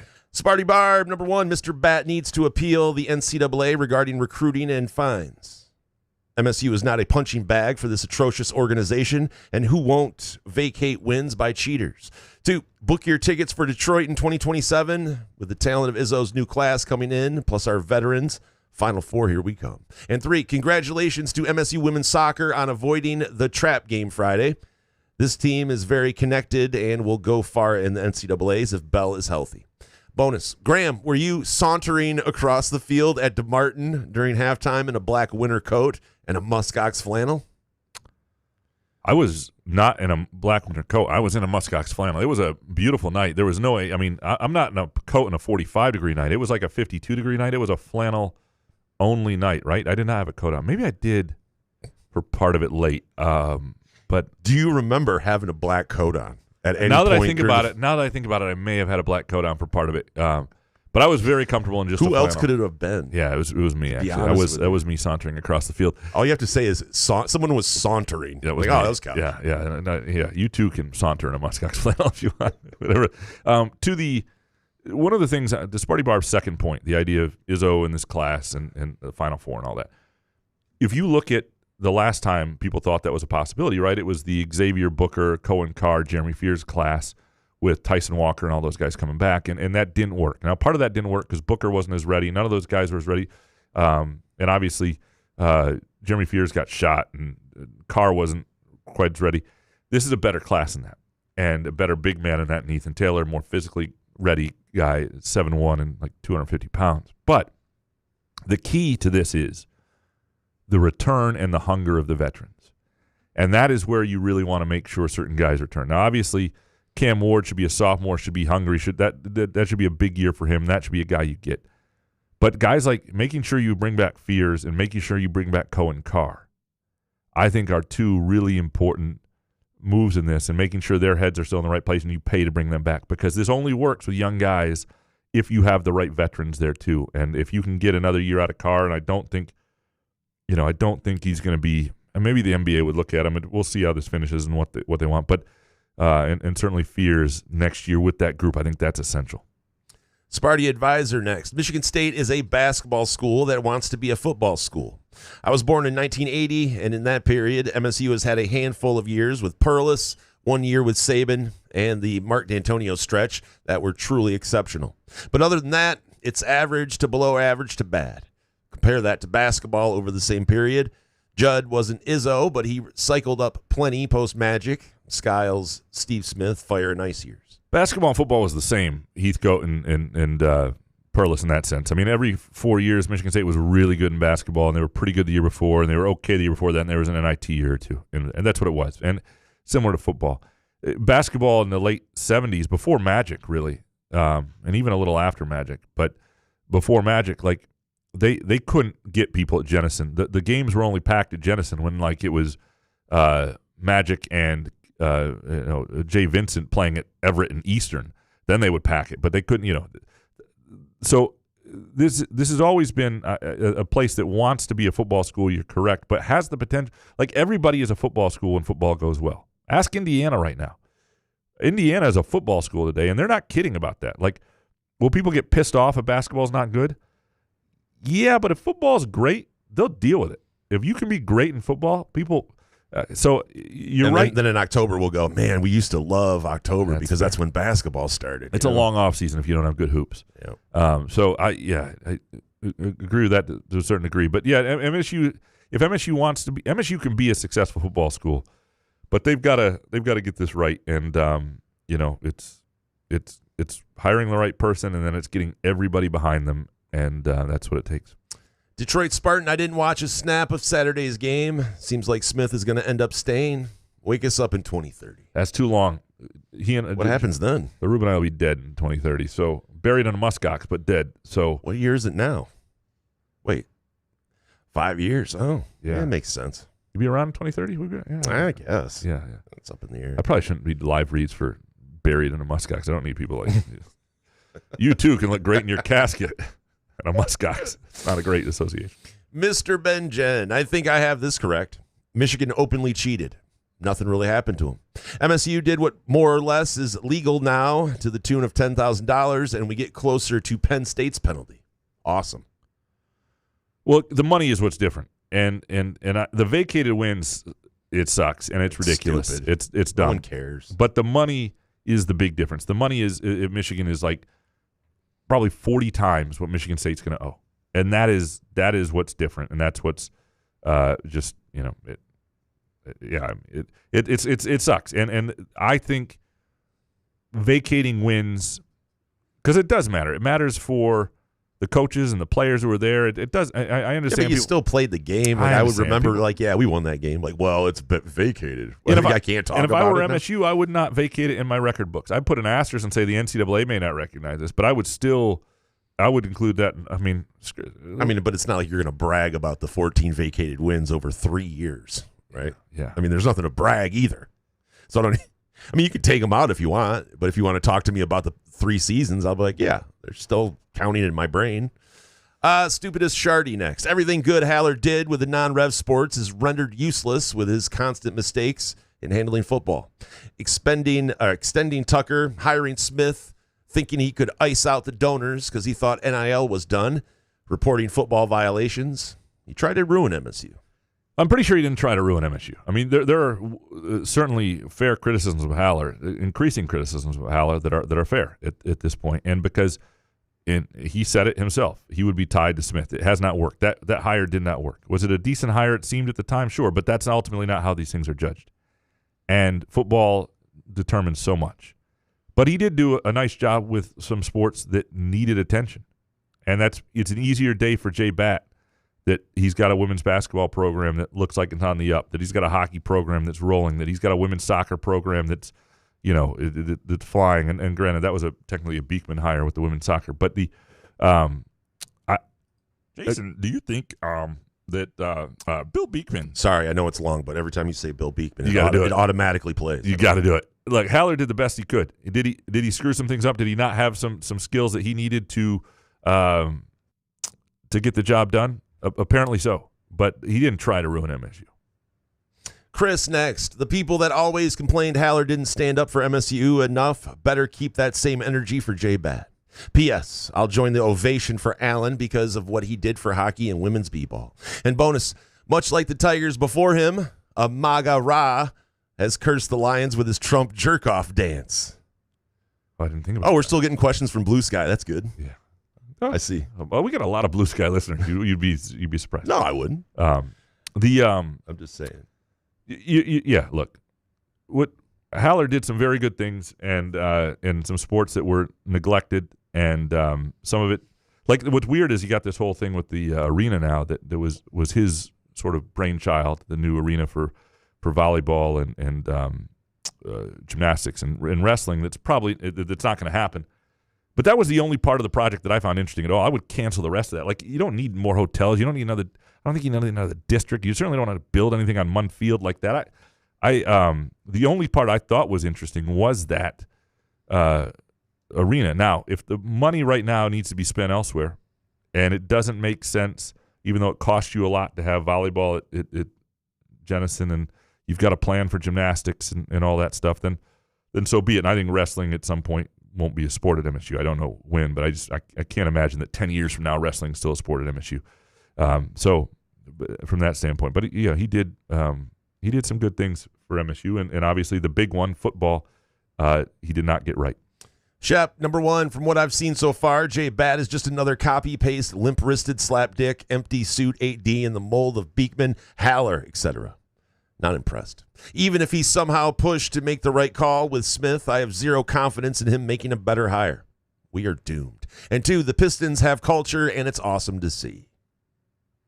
I mean, this is why Jay Batt didn't want this to happen. Whatever he thought of Smith after he met him and dealt with him and all this stuff, because this is why you didn't want it already. Because you're on the clock once you make this move, or if you don't make this move, it becomes about you. Like, if you're Jay Smith and you're making hires now for your staff, and these are critical hires in terms of revenue generation within the department, right? You're trying to reach out and get donors on board and get everybody moving in the right direction. And I'm sure he would have loved to have been a year from now needing to make this decision one way or another, and without it feeling like if you give the guy another year, you're just wasting time and pissing everybody off. And so this is not an ideal situation for him or anyone, and he's going to have to prove himself. But he's also hasn't done anything. And obviously the situation with like the concessions, I think that was. I don't know exactly when that was on its way. I don't think that was entirely just a Jay Batt thing, though. I should get that right before I actually say it. But for what? Well, fire it out. Yeah. CK, the biggest indictment of the staff isn't the lack of talent or being non-competitive against good teams. It's when the teams are relatively even, MSU will always fall short. Always make the big mistake or have a bad penalty or mismanage the game. And bonus, happy to see J.J. McCarthy has been a disaster. He probably needs to meditate more. Complete malpractice by the Vikings GM to have a competitive but aging roster and putting it in the hands of the most predictable draft bust in a decade. It sucks to be the Vikings right now because you actually personal. You have a really good roster, though. Yeah. And I thought McCarthy was going to be okay at the beginning of this year. It's just he's so inconsistent and up and down. Their whole season is. I mean, you can't waste time in the NFL. And the line, that's what's driving people nuts about the Lions. Is it feels like there's a chance that you waste this year, and we're not there yet entirely, but it does feel like there's a level above the Lions right now in the NFC, and that's, I think, frustrating for people. Dan next. Dan Campbell goes for it on fourth down so much that it can't hurt the team. 0-5 was painful last night in the loss to the Eagles. It's okay to try a field goal sometimes. The Lions' leaky O-line is a vulnerability that needs work. Finally, play calling is distracting Campbell from his overall head coach role. A real offensive coordinator is needed. Go Lions. Yeah, that's what we said earlier. I mean, I think we both think that in terms of managing the game, it takes some thought sometimes, a few plays ahead, and if you're locked into that, it's I think I hope it affected him negatively, because if those were just his actual decisions, then I'm even more worried. Mike Scott, number one, that thud is the Lions Super Bowl window shutting. Immobile quarterback means you need an elite offensive line. When the best player in football, or best center in football, retired and an all-pro guard left, Brad Holmes decided to replace a below-average guard and move him to center and rely on basically two rookie guards. And two, do we know if Jay Batt is alive, or was that a body double at the women's soccer game? Was he wearing a flannel and a black coat? Letting lawyers run the athletic department, saying nothing about this embarrassing football program, hiring people in athletics when all other departments are laying people off.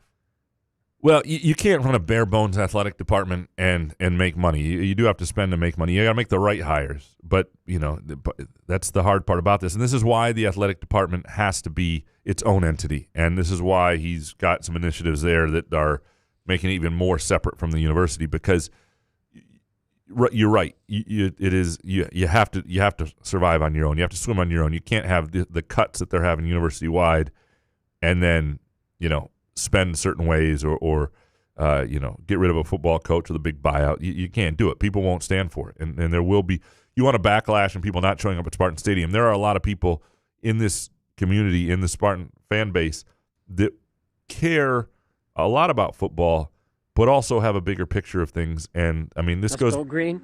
Oh, God. If you remember, way back to most of you won't remember this, and we barely remember this, but you go back to when George Perlis was made athletic director by the Board of Trustees despite the objection of DiMaggio, whatever the hell is DiMaggio, the late president of the United States of Michigan State. People were pissed. There were people who gave up their season tickets and said, that we don't believe that the priorities are correct, and that was a big thing. All right, Rich Searing, number one. I'm sure you're getting lots of input on this, but explain to me, like I'm 5 years old, how MSU has to vacate wins while the idiots get off with a hand slap. How can anyone say the NCAA has any credibility or relevance anymore? Or is this MSU piling up more ammo to justify not paying buyouts? And two, if Carr and Fears stay next year and nobody gets injured, the Spartans are a Final Four team. So nothing with this is going to matter for a Jonathan Smith buyout. This isn't, he didn't do anything wrong in this situation. They did not know. I mean, given that roster, there's just no way Jonathan Smith and that staff would have played an ineligible player if they'd known that was the case, right? The NCAA is it's relevant in the sense that look what it just did to Michigan State. People still look to it to certain degrees, but it's increasingly irrelevant, and its credibility is shit. And this is an organization that, for years and years and years, just really tried to ruin the lives of athletes who got $40 from an agent, who had a coach spend $200 to cover a bill back to families. Like, this is an ass. It's just their overall sense of morality pisses me off, and I would like, if I were framing a statement to the NCAA at this point, and maybe this doesn't help you, maybe this is why I shouldn't be in that role, I would use the word kindly, but I would have F off in there. Richard Kane. It's my understanding that Haller knew the program was under investigation and didn't tell Smith. That moves me into the camp that thinks Haller was a terrible AD. That kind of dishonesty from a leader is inexcusable. Or am I wrong about this? And from Matty B. These two things almost seem unreal and require more answers. One, Lansing Sexton's finest didn't bother to tell his hire the school was under investigation. Two, the NCAA didn't tell MSU about an ineligible player, and we just said, okay, give us your best. And from Alexis, please elaborate on former AD Haller not disclosing the NCAA violations and pending investigation to Coach Smith while he was courted to be hired. Is that normal procedure to not disclose a self-reported investigation, or was the super dishonest and sketchy? Furthermore, I love furthermore. Furthermore, did this have anything to do with Haller being abruptly fired in May? No, I don't believe so. I believe the Haller thing was coming based on donor situations, and because they didn't know this, they knew penalties might be coming. They did not realize the vacated wins were coming to this degree. I do not believe. And the Haller firing was key people in the administration were out on him and were concerned about their ability to generate revenue and donor relations, and that led to his exit. To the question though, the overall theme of this is what did Haller tell Smith? What should have he told Smith? And I need to talk to Haller soon about this because it is a fair question. I think it's when you look at the contract though, it's some weird language there when you think about who you should be if you're asking about a job. All the discussions that Haller and Smith had at Smith's house out in Oregon, his agent must have had lots of questions. All the stuff with the contract, like. The idea that Smith didn't ask if there was anything coming from this situation with Mel Tucker, that his agent wouldn't have, like this is not all on that. And so I think there is a little more that needs to be explained. I do not believe Alan Haller to be somebody who would try to mislead Smith about important information like this. Now, the way that as I read through the timing and understand everything with the NCAA investigation, I don't believe they thought a lot more serious was coming at the time of the hire. Like they thought this was pretty contained, I think. And it was not, these weren't level 1 violations. They were level 3. It was not going to be much of anything. But that said, if truly there was never a mention of it from Haller and there was some sort of inquiry about it from Smith and then that wasn't disclosed, then that's really bad. That's something that Alan Haller deserves all the smoke for, and we just need to figure out what's what there. Have you talked to Haller? I have not, but I will. Do you know where he is? I do. Where is he? Well, I mean, he's Don't around. say it. He's okay, I was testing. You want his address? That was a test. It was a test. I'm not doxing Alan Haller. Oh, my bad. You don't do that. Matty B. Unless I was tested. Only it was Dominic. Dominic right now is at. I got his location on my phone. I can see where Dominic is. Oh, that's weird. Matty B. Someone tell the MSU administration there's a happy medium between taking accountability and doing the right thing versus just laying down and dying at every turn. Why would athletes want to play for a school that doesn't stand up for them? Well, I don't think they perceive it. So athletes are 19, 20, 21 years old. They don't see these things over time. They don't see that as value. Well, they don't see it the same way. Like they're just they're not researching that aspect of the university. You think when they visit, they're in line at Harper's. They don't have any fucking. Right, they don't give a shit. Like, they just don't. Yeah, I mean, you got guys who are still committing. Like people aren't paying that close attention to stuff. You know, like we've said this before. Kids are stupid. Like it's not. It's I don't. Spartan, old people are stupid too. Spartan Dog 97, Haller self-reporting a violation while knowing Mel Tucker was under a Title IX investigation would have me salivating if I were Mel's lawyer. I don't see why. I mean, those are two very separate things. How about the lawyers? I mean, shout out to the lawyers. How much money are these lawyers going to make? Man, well, I mean, or already made. Yeah, the fucking Nasser. I mean, sorry, the N-word. Yeah, well, you go back there, and that's the one that's shit. I mean, like, there's like 3 lawyers mostly that represented all those women. Yeah. And so they got a certain percentage. They made more than any single woman by like 6 a fold. I mean, it's ridiculous. I mean, man, I'm telling you what, like the one guy built a music hall down here downtown. He made so much money. Man, a music venue. Ralph E. Number 1, either smart or opportune canceling the Thursday show. 2, great Spartan speak last week. And 3, Champions Classic. Izzo doesn't do well at MSG. Kentucky offers a different challenge. Thoughts? Yeah, it will be. They're a little more seasoned in the backcourt, pretty athletic. Their front line is good. I don't think it's great. They've got a kid who's shooting the piss out of the ball right now, and that's a little bit of a concern. They're like 11 deep, even with their point guard out with an injured shoulder. So like they're really good. You can only play 5 guys though, so Michigan State just got to team defense and rebound like they are. They have been, especially on the offensive end. We'll see. I'm very curious to see this game. There have been games where Michigan State has played in this. There have been Champions Classics where MSU felt like an underdog, felt like it the whole game, like they didn't have a chance, and like they were just a notch below. I feel like Kentucky's probably better than MSU, but I don't know that physically MSU is going to be beneath them in a lot of ways, and I'm curious to see how it looks. And I think that's a little different than some of the other situations like that. Graham. Spartan speak was good, huh? Graham. It was Sorry, let you talk. It's one of our better ones. Well, I muted him once in a while. No, yeah, he let me talk. Yeah. Dan Grave. Graham wasn't sick. He didn't want to deal with the questions last week. Dan knows best. He was kind of sick. Yeah, was a little sick. He was a little sick, but there's behind the scenes. Yeah. Skylar Verdon, Graham, if you don't take the money you are saving for the World Cup and donate it to the Lansing Promise, you are a hypocrite. What's the return on investment for you with the World Cup? I get frustrated with being with people dumping ridiculous amounts of money into college football, but everyone spends money on stuff with no tangible return. No, it's a fair point to some degree. Now, but I'm talking about money that can't make a difference. If I won $500 million in a lottery, right? What about $5 million?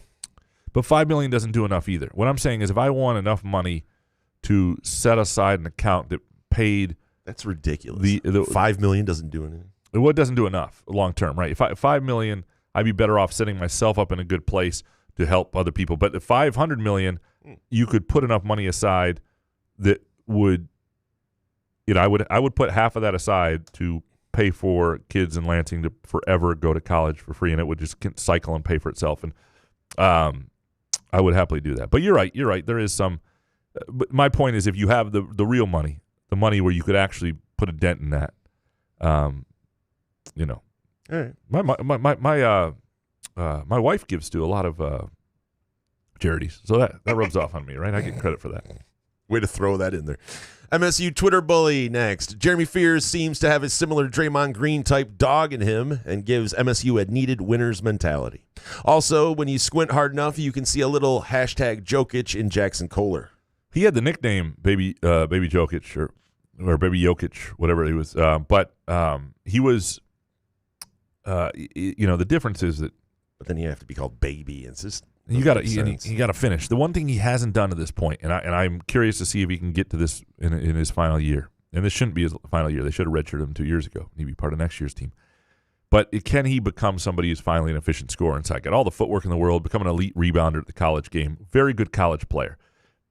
To be a great college player, to be like a first-team All-Big Ten guy or whatever, would require him to be become an efficient shot maker, and he's yet to be able to do that. Some dude, I can't figure out what's more amazing to me. That Izzo was as successful as he was without paying players, or how successful he would have been if he had been paying players the whole time. And bonus, MSU definitely wanted that heavier suspension from the NCAA. It's the only thing that makes sense. Couch knows something. Well, I mean, you do? What do you know? No, I don't think they wanted the vacated stuff. I don't think they thought it's meaningless. Why not? Well, I mean, they wanted they didn't want the heavy fine, and they didn't mind Mel Tucker being tainted, right? I mean, this is. I'm sorry, what? No. And that's the taint. Yeah, we don't have enough time for all of that. This guy's setting it up today. Yeah. All right. Is that it? Yeah. Okay, Izzo for Prez. For college football, teams that make a bowl game but not the playoffs, what is the expected opt-out rate this year? I think we're going to see a lot of third stringers and walk-ons. Yeah, it sucks, right? The postseason. I mean, the bowl game used to be so much fun. Like from the December 18th through December 30th, like watching bowl games every day and all that stuff. I used to love it. Yeah, but a lot of bowl games were ass though. I know, but now you don't even see the teams as they were. That's the problem. It's not the same team as it was.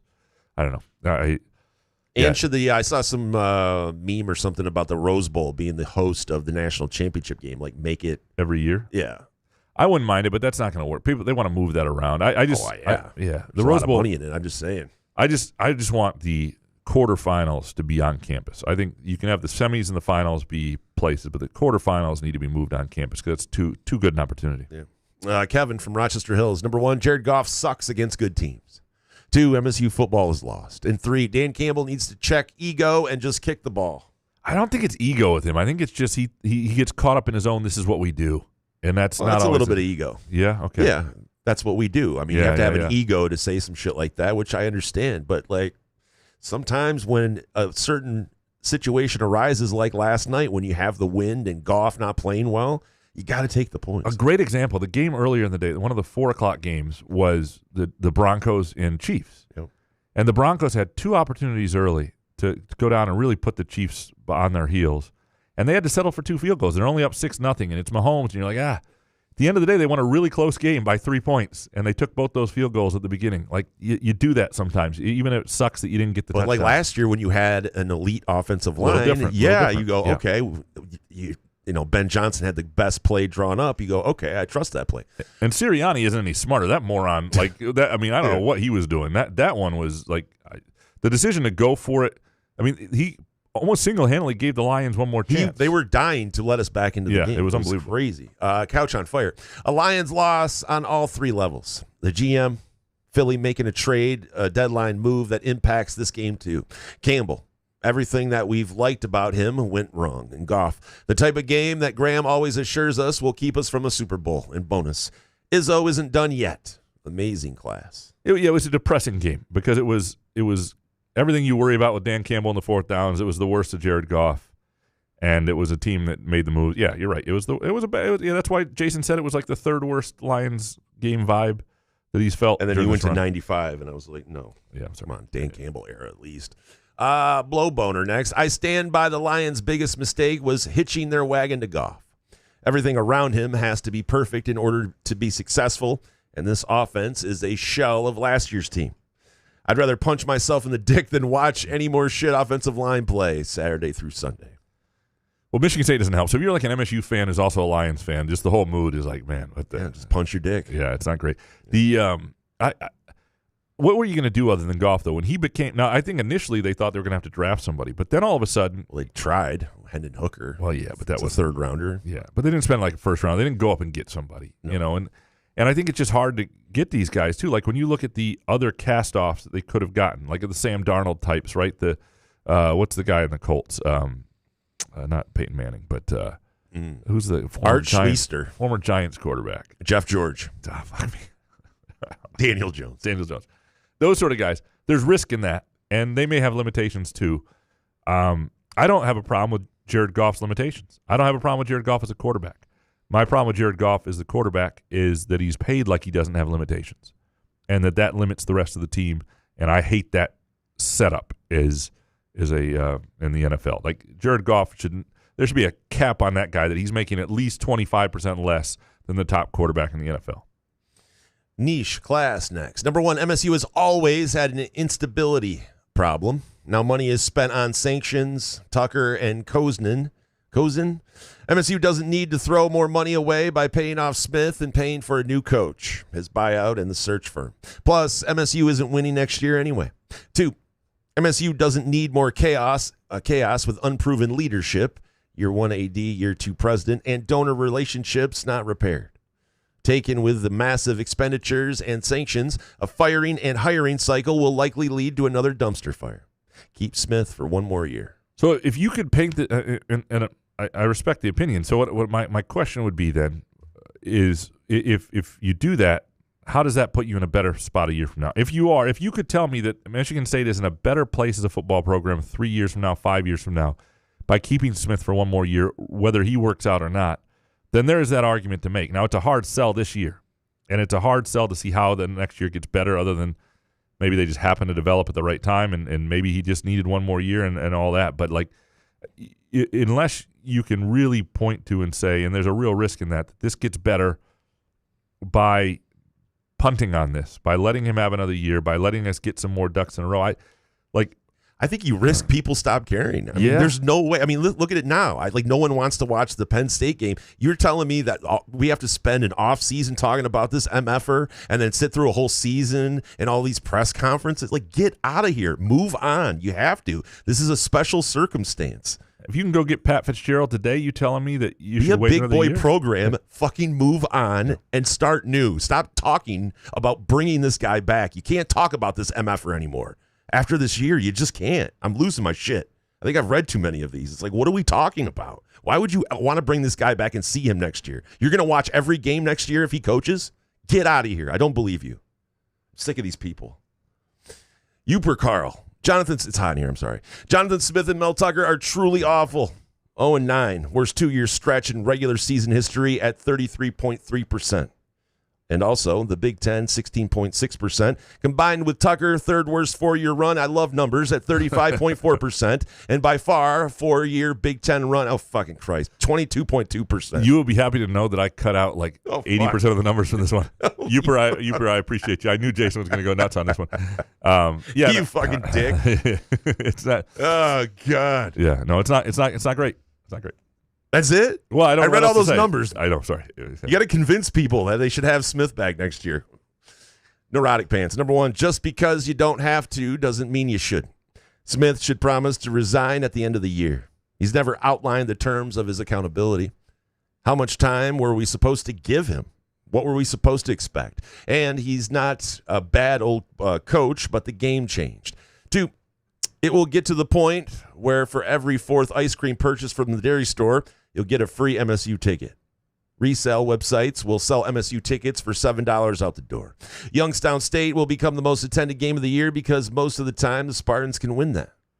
Well, the danger next year is that people, there's this apathy, that you lose money on the gates to the degree that this is not and there is a scenario where in the offseason would be just a hard sell. Like, I can't imagine, I mean, nobody's going to listen to anything that's said in the spring practice. Like, yeah, we're a lot better. You really? Because I thought they were going to be better this past spring, right? And so it's a boy who cried wolf thing. At this point, you would just have to show up and do it next season, with everybody knowing if you didn't do it, you'd be gone. Like, I just don't see it. I just don't see it. And the fact that the fact that Batt has been silent on this, with not a single supportive word of Jonathan Smith, like, that to me tells me. But that tells me everything. He's not lying, at least. And he doesn't want to. He's been asked, and he's not going to comment publicly. That tells you everything, right? You think Jonathan Smith is a good man? I mean, and apparently they meet all the time, and I would love to hear those conversations. That's such a lie. That's his first lie. Nestle's Quig Hotel. Sports just aren't fun. At least football isn't. MSU is not even halfway into this bowlless streak. They won't make a postseason until the 2030s, and the Lions window's closed. Basically, it's 2004, and that's where we're at. I loved 2004. I was 24. Felt great.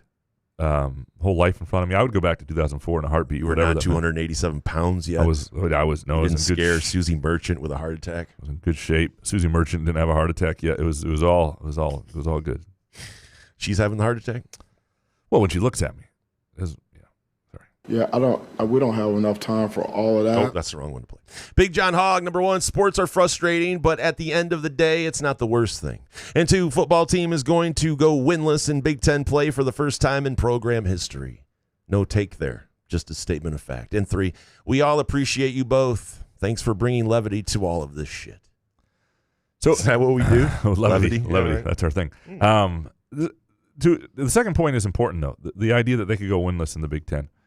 And have not done that in the program before. I remember when who was the coach who was the Lions coach when 0-16? Bald guy who was big calves. Rod Marinelli. Rod Marinelli. when he was fired, he said. He just wasn't surprised. He goes, you can't go. I mean, it was only his first year, but he's like, you can't go 0-16. He got it. He understood Like you cannot go. But there's 0-16. certain things. There's certain times where there's nothing you can say to get out of. Right. And 0-16. At a certain point, the record is just too much to overcome. Right. Yeah. Jarrett, Michigan State football will win another Big Ten championship before the Lions reach the Super Bowl. Oof.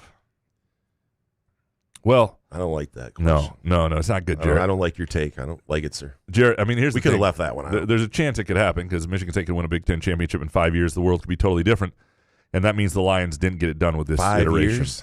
Jesus, I don't have any. I don't have all of these plans. Like, what are we talking about? Yeah. Nick Gandhi wasn't upset about the Lions losing until that pass interference call. What a joke. You weren't upset about that? Okay, bonus. Meant to get this last week, but Big Ten Plus is not ass. Ooh, countertake. Love it. Was able to watch MSU Colgate the other week in India, as it was the only streaming platform not geo-restricted. They should tell people that. Not geo-restricted. Yeah. Big Ten Plus is ass. I'm sorry, Nick. There are. I will say this: if you. The only time it's not ass is when you're in India, or you enjoy other sports. Like you can see a lot of women's basketball, a lot of volleyball, gymnastics, a lot of things around Big Ten Plus. So if you are somebody who enjoys not just men's basketball, are they football, a sponsor? What are you doing? I'm just trying to. Gives a shit. They're ass. It's okay if you want to use it, Nick. Go for it. You don't have to give it a whole promo. Is it? Are they with Xfinity? I mean, what are you doing? And by the way, Nick, you weren't upset until the pass interference call. The whole game sucked. It was depressing as shit. Anyway, Mark V, 2-verse haiku. Spartans fall again. 7 wounds. 2 more remain. Batt sits silent. Leaves fall like our hopes. Spartan fans suffer the pain. Izzo, please save us. Well done, Mark V. Well done, Mark V. Yeah, it's a good haiku, man. 7 wounds, 2 more remain. Thank God the edible kicked in for that one. Yeah, Jesus. You know who's probably not going to Iowa this week? This guy, me. Why not? Because what am I going to write? I mean, I'm writing variations. Now, I've been able to write something different as a main column, but like they're going to go get hammered. Mm-hmm. There's a men's basketball game Friday night. There's potentially a women's soccer. You're just telling Nick Marsh Sunday. to do his job. I'm doing my job. I'm covering other things. Oh, and I'm still going to do quick takes. I won't bail on quick takes. It'll be from afar, not quite as good, but still, I'm not going to bail on that. But it's just like, what? Well, you're still kind of alligator arming it. Am I? Yeah. I mean, if you're going to give Nick Marsh shit, like, no offense. Okay. And the worst part is you go, guess who's not going to Iowa? This guy. That was the douche. Like, sorry. I could not hate you more. I suck. This guy. People love when people do that. Scotty Green's El Camino. It's so hot in here. This seems like rock bottom for MSU football. So depressing. You know what isn't? The hockey team. Nightingale has built an absolute wagon. I'd love a column really digging into why. Why is it? His coaching, recruiting, relationships with junior hockey, his past as a player. And bonus. So let me get this straight, Couch. You weren't feeling good Thursday and canceled a show we were all begging for to do a 3-hour pod with Solari instead. Jason, sorry, bro. Being sloppy seconds isn't fair. You deserve better. Can't wait for cancel Couch to strike again. It was not a 3-hour pod. I would have been coughing my ass off by the time we did this. But the to the first one, to the hockey, it is a good. I've done parts of this column, but I think it is at some point a deeper examination because I think it's a lot of things. One, it started with his relationships, with the National Development Program, and those guys, and Trey Augustine, giving that foundational recruit right away, and guys wanting to play with him, and that's what Danton Cole didn't have when he came over from that same program. It's hiring 2 guys you didn't know who were recommended, and understanding that you needed guys in the college game and getting 2 great assistant coaches. It's Will Morlock, the guy who's just really, really revered as a strength and conditioning guy, who they had to go lure in and trains NHL guys and all that stuff. And so there's some momentum that way. It's coaching and all that, and then it's it's a great staff and it's momentum, and then it's really good coaching is what it is, and then you're getting talent now. And it's one of the great turnarounds I've seen. And given how long I thought it was going to take, based on what I was told by Anastas and Cole and all those guys over the years, it's pretty remarkable. And by the way, Couch was sick, but there's other things that go on with the show because this show is kind of like a business, and it is just Graham and I and with the Hewards. So sometimes things go on behind the scenes, no big deal, but it wasn't just because Graham was sick. I feel like we should be honest with it. Was partly. I'm not sure I could have gotten through the show. It would have been. I tough. understand that, but I want to be honest with the people. Fair, we don't have to get into it, but that's fair. Clint One Ball Baney, number one, $30 million fine. 3 separate times catches are suspending. What? 3 separate times catches are suspending over a 2-year span, destroying evidence among so many other things, but no vacated wins. 2, hire Max Bulla. We'll get him on the cheap. Besides, no one else will come to put out this dumpster fire in the next 5 years. Yeah, I mean, Bulla would win the press conference, and I'm not saying he wouldn't. I just, again, and maybe he would be ready for that, and there are certain guys who could, and I'm not saying he's not an uber-talented coach who I think at some point will be a great head coach. It's just, his jobs to this point have been GA and linebackers coach, not yet a coordinator. He's very young. And, he is a name, and I get he gets Michigan State, but can he do something about it? Like, that's the question. He may know what it needs to look like, but you need somebody who can then do something about it, and maybe he could. I'm not, I think if you could have Max Bulla as part of your program, that next step for him as a defensive coordinator probably, that would be a really, really good get. I just don't know. And again, whoever they hire, and people got to get behind, and maybe he'd be one of the exceptions. And I'm not saying he wouldn't deserve an interview, frankly, because he is Max Bulla and he is an impressive guy. But I think you got to be a little wary of somebody who's that young and that untested in the head coach role. And you can give the guy an interview because he's a former Michigan State guy as well, right? Give him some reps. And reps getting an interview. And maybe you hear it in the interview. This is why you let interviews do the work. And I mean, sure, you'd interview well, but you may also hear you'd want very specific answers for how he would build an organization, because he has been around Saban and he's been in Notre Dame now, and he's not that he doesn't have some reference points and some good people he's worked for. Izzo's no longer got to go. Number one, the NCAA apparently isn't feckless, or MSU is just eternally their whipping boy. And 2, fuck the NCAA, fuck Tucker, fuck scum, fuck this entitled sport, which only cares about 10 or so golden children programs. And 3, I won't ever care nearly as much about this crooked sport ever again. And from CW, fuck Michigan State football and fuck the Lions. I feel like there's a lot of people need to get that off their chest. Yeah. This past week, a lot of people feel differently about the sport than they did before. It'll be interesting to see if if MSU football gets good again, do you feel as connected as you ever did? I've already changed how I feel about the sport. I am excited for the playoff, but I got to say, on Saturdays, I do check out some games, but I'm not sitting there on a full Saturday like I used to anymore. I think that's a problem for college football. It really is, because I'm the diehard guy. Yeah. Jay Riemenschneider. Before the proliferation of sports talk, internet posts and gambling sports were so much simpler. Just win. Didn't really matter by how much or how. They looked to just win. Now it's year-long angst about the roster. Fire the coach for one bad call, and God forbid you don't cover a spread. And bonus, Michigan could beat Ohio State and make the college football playoff. And still, my interest in Michigan basketball is so much more than football that it isn't even comparable. The gap is so wide, it's strange even for me. You are the exception, Jay, and I respect that. And I think Michigan basketball's got a team that's going to be a lot of fun, so I think you're going to have a good winter. But Jay, you realize there was gambling like way before, and people are really because apps are popular now. There was a lot, but gambling was, before it was legal, it was really big. Yeah, it wasn't quite as talked about, but it was already paying coaches salaries because the eyeballs and the Maction, the whole point of Maction, right? The midweek games and the MAC, that was created by people betting on games. That's why the audience is there. You know how many Gonzaga San Francisco games I bet on in 2004, 2005, 2006? Yeah. At midnight, staring at TV. Yeah. Colin Chapman, can you get Mad Dog on the show to get his opinion on MSU football? Fuck no. Why? We do the Mad Dog Terry Denbo episode. All right, I'm in. 100 MGs. T's going to have to drive me. TC Brunzi, number one, look, Hondo is no underwear model, but I didn't dare glance at MSU football this weekend. 2, listen, Hondo may not be a merchant of truth, but next year MSU hoops could be special. And 3, hey, Hondo may not beat Solari in a foot race, but MSU hockey is must-watch TV. A lot of Hondo. I don't really know where we're going with Hondo here, but Is this a different haiku? Yeah, it might be. Something? Yeah, I don't think so. Yeah, I like Hondo. I mean, the talk anyway. Maybe we do a Hondo. Yeah, Hondo Mad Dog Terry Denbo episode. By the way, I got a little update on Hondo. I was told because apparently he does this like Lansing interview on a radio show here. Okay. And while he was doing the interview, someone came up and asked him for an autograph.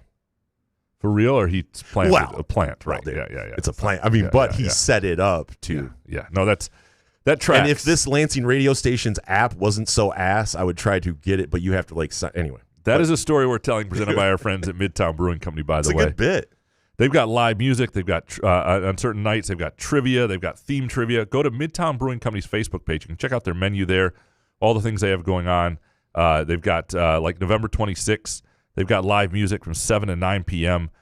December 20th. It goes on. I mean, really cool things they're doing down here at Midtown Brewing Company in downtown Lansing. Gramanito Couch height take. Ethan Taylor's MSU commitment has lit a fire under Matt Painter to find an even taller kid.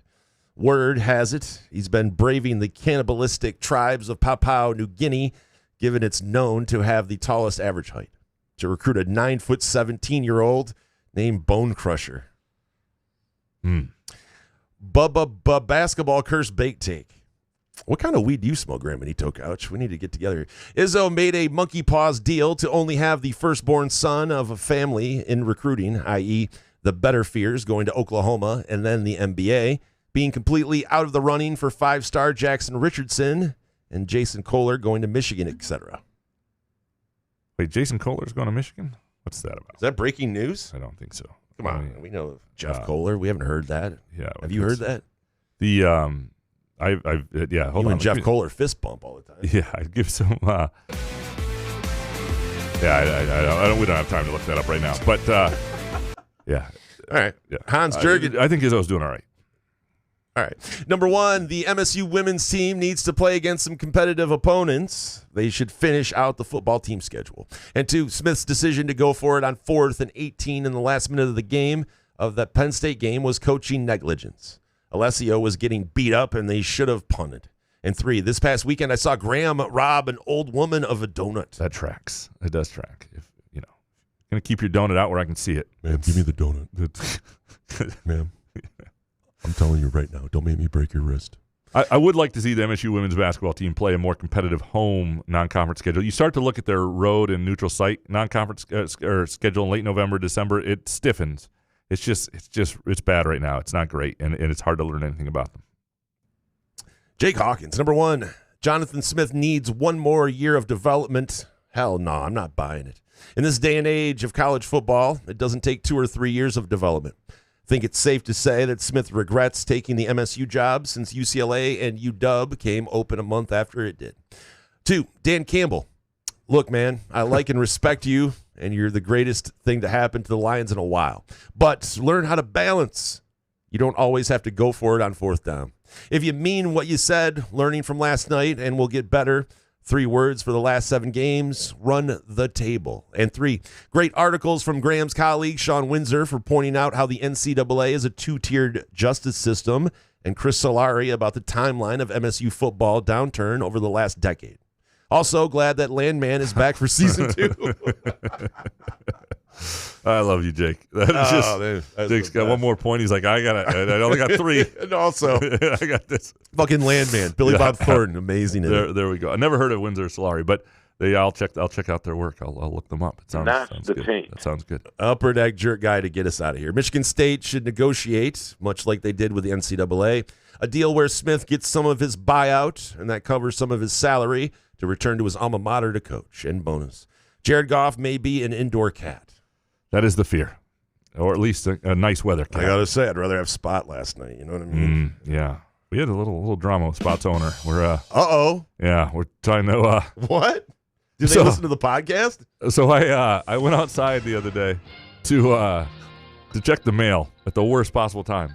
Spot's owner was walking her dog, and Spot likes to follow them on their walks and was like walking with them around the block, around the circle we live on. And Spot sees me open the door. I had no idea they're out there, and just beelines it for our house. Like the work, just ruined their walk, and I texted the owner. I was like, I'm sorry about that. And I could tell she was bummed. And so we're trying to wean off spot a little bit on our house, like a little less spot, just not just so Spot understands. This is the weirdest neighborhood I've ever heard of. We need Spot to understand that we like Spot visiting, but we're not Spot's home. He's a cat. He doesn't fucking have any idea what's happening. I know. It's not. Story worth telling, presented by Midtown Brewing Company. We wait till the end of the show, 2 hours and 25 minutes. That was like the best. Dude, screw the Michigan State stuff. We could have talked about Spot. Wait. So so the owner's mad that you ruined their walk, not that it came into your house, so you weren't hiding the fact that you steal their cat. Well, she kind of knows. I just think it bummed her out that like Spot doesn't realize where his home actually is. Like, so this owner, original owner, has no idea how much time Spot, to the degree, correct, knows that Spot comes over, but I don't know the degree. Yeah. Does this person know that you changed the name of the cat? Well, probably now, because I accidentally let it slip once to another neighbor who talks to her. This is so wild. Yeah. This is so wild. You changed the name of a cat, and now you're high. I thought this was all on the up and up. Well, it is. I mean, we didn't change it. No, it's not, dude. This owner, the lady that owned the cat first is now mad at you. Hey, if you want an indoor cat, keep your freaking cat indoors, man. Like, that's all I got to say. You let the cat run wild. The cat's going to find a new place. We didn't know whose cat it was originally. That's why we named it Spot. And it would just come over and slowly indoctrinate into our lives. We're trying to wean Spot off of us a little bit. That's all. That's all. Oh, my God. Story worth telling, presented by it's Midtown the Brewing best. Company, and we appreciate Midtown Brewing Company. We also appreciate our friends at Xfinity. Go to Xfinity.com. Check out the latest offerings there. Of course, mobile, home internet, and, of course, cable. And if you bundle them, you can find the best deal. If you want to do like me and have, I do not have the mobile, but I have cable and home internet, have the best deal I could find through them, and been very happy streaming Xfinity cable. We want to appreciate Muskox. We do appreciate Muskox covering up my man boobs, my 6 chins, just making me look the best I can, as comfortable as I can. I'm telling you, the quality. I forgot to tell this story. I'll tell it again some other time, but I had a nurse at a doctor's appointment talk about my flannel the other day without me prompting it. Like, whoa, where'd you get this? This is incredible. You can have a hot nurse say that to you as well. Muskox flannels, go muskox.com. We'll be back later this week. Good show, man. Yeah. Couch to the Roof. Man.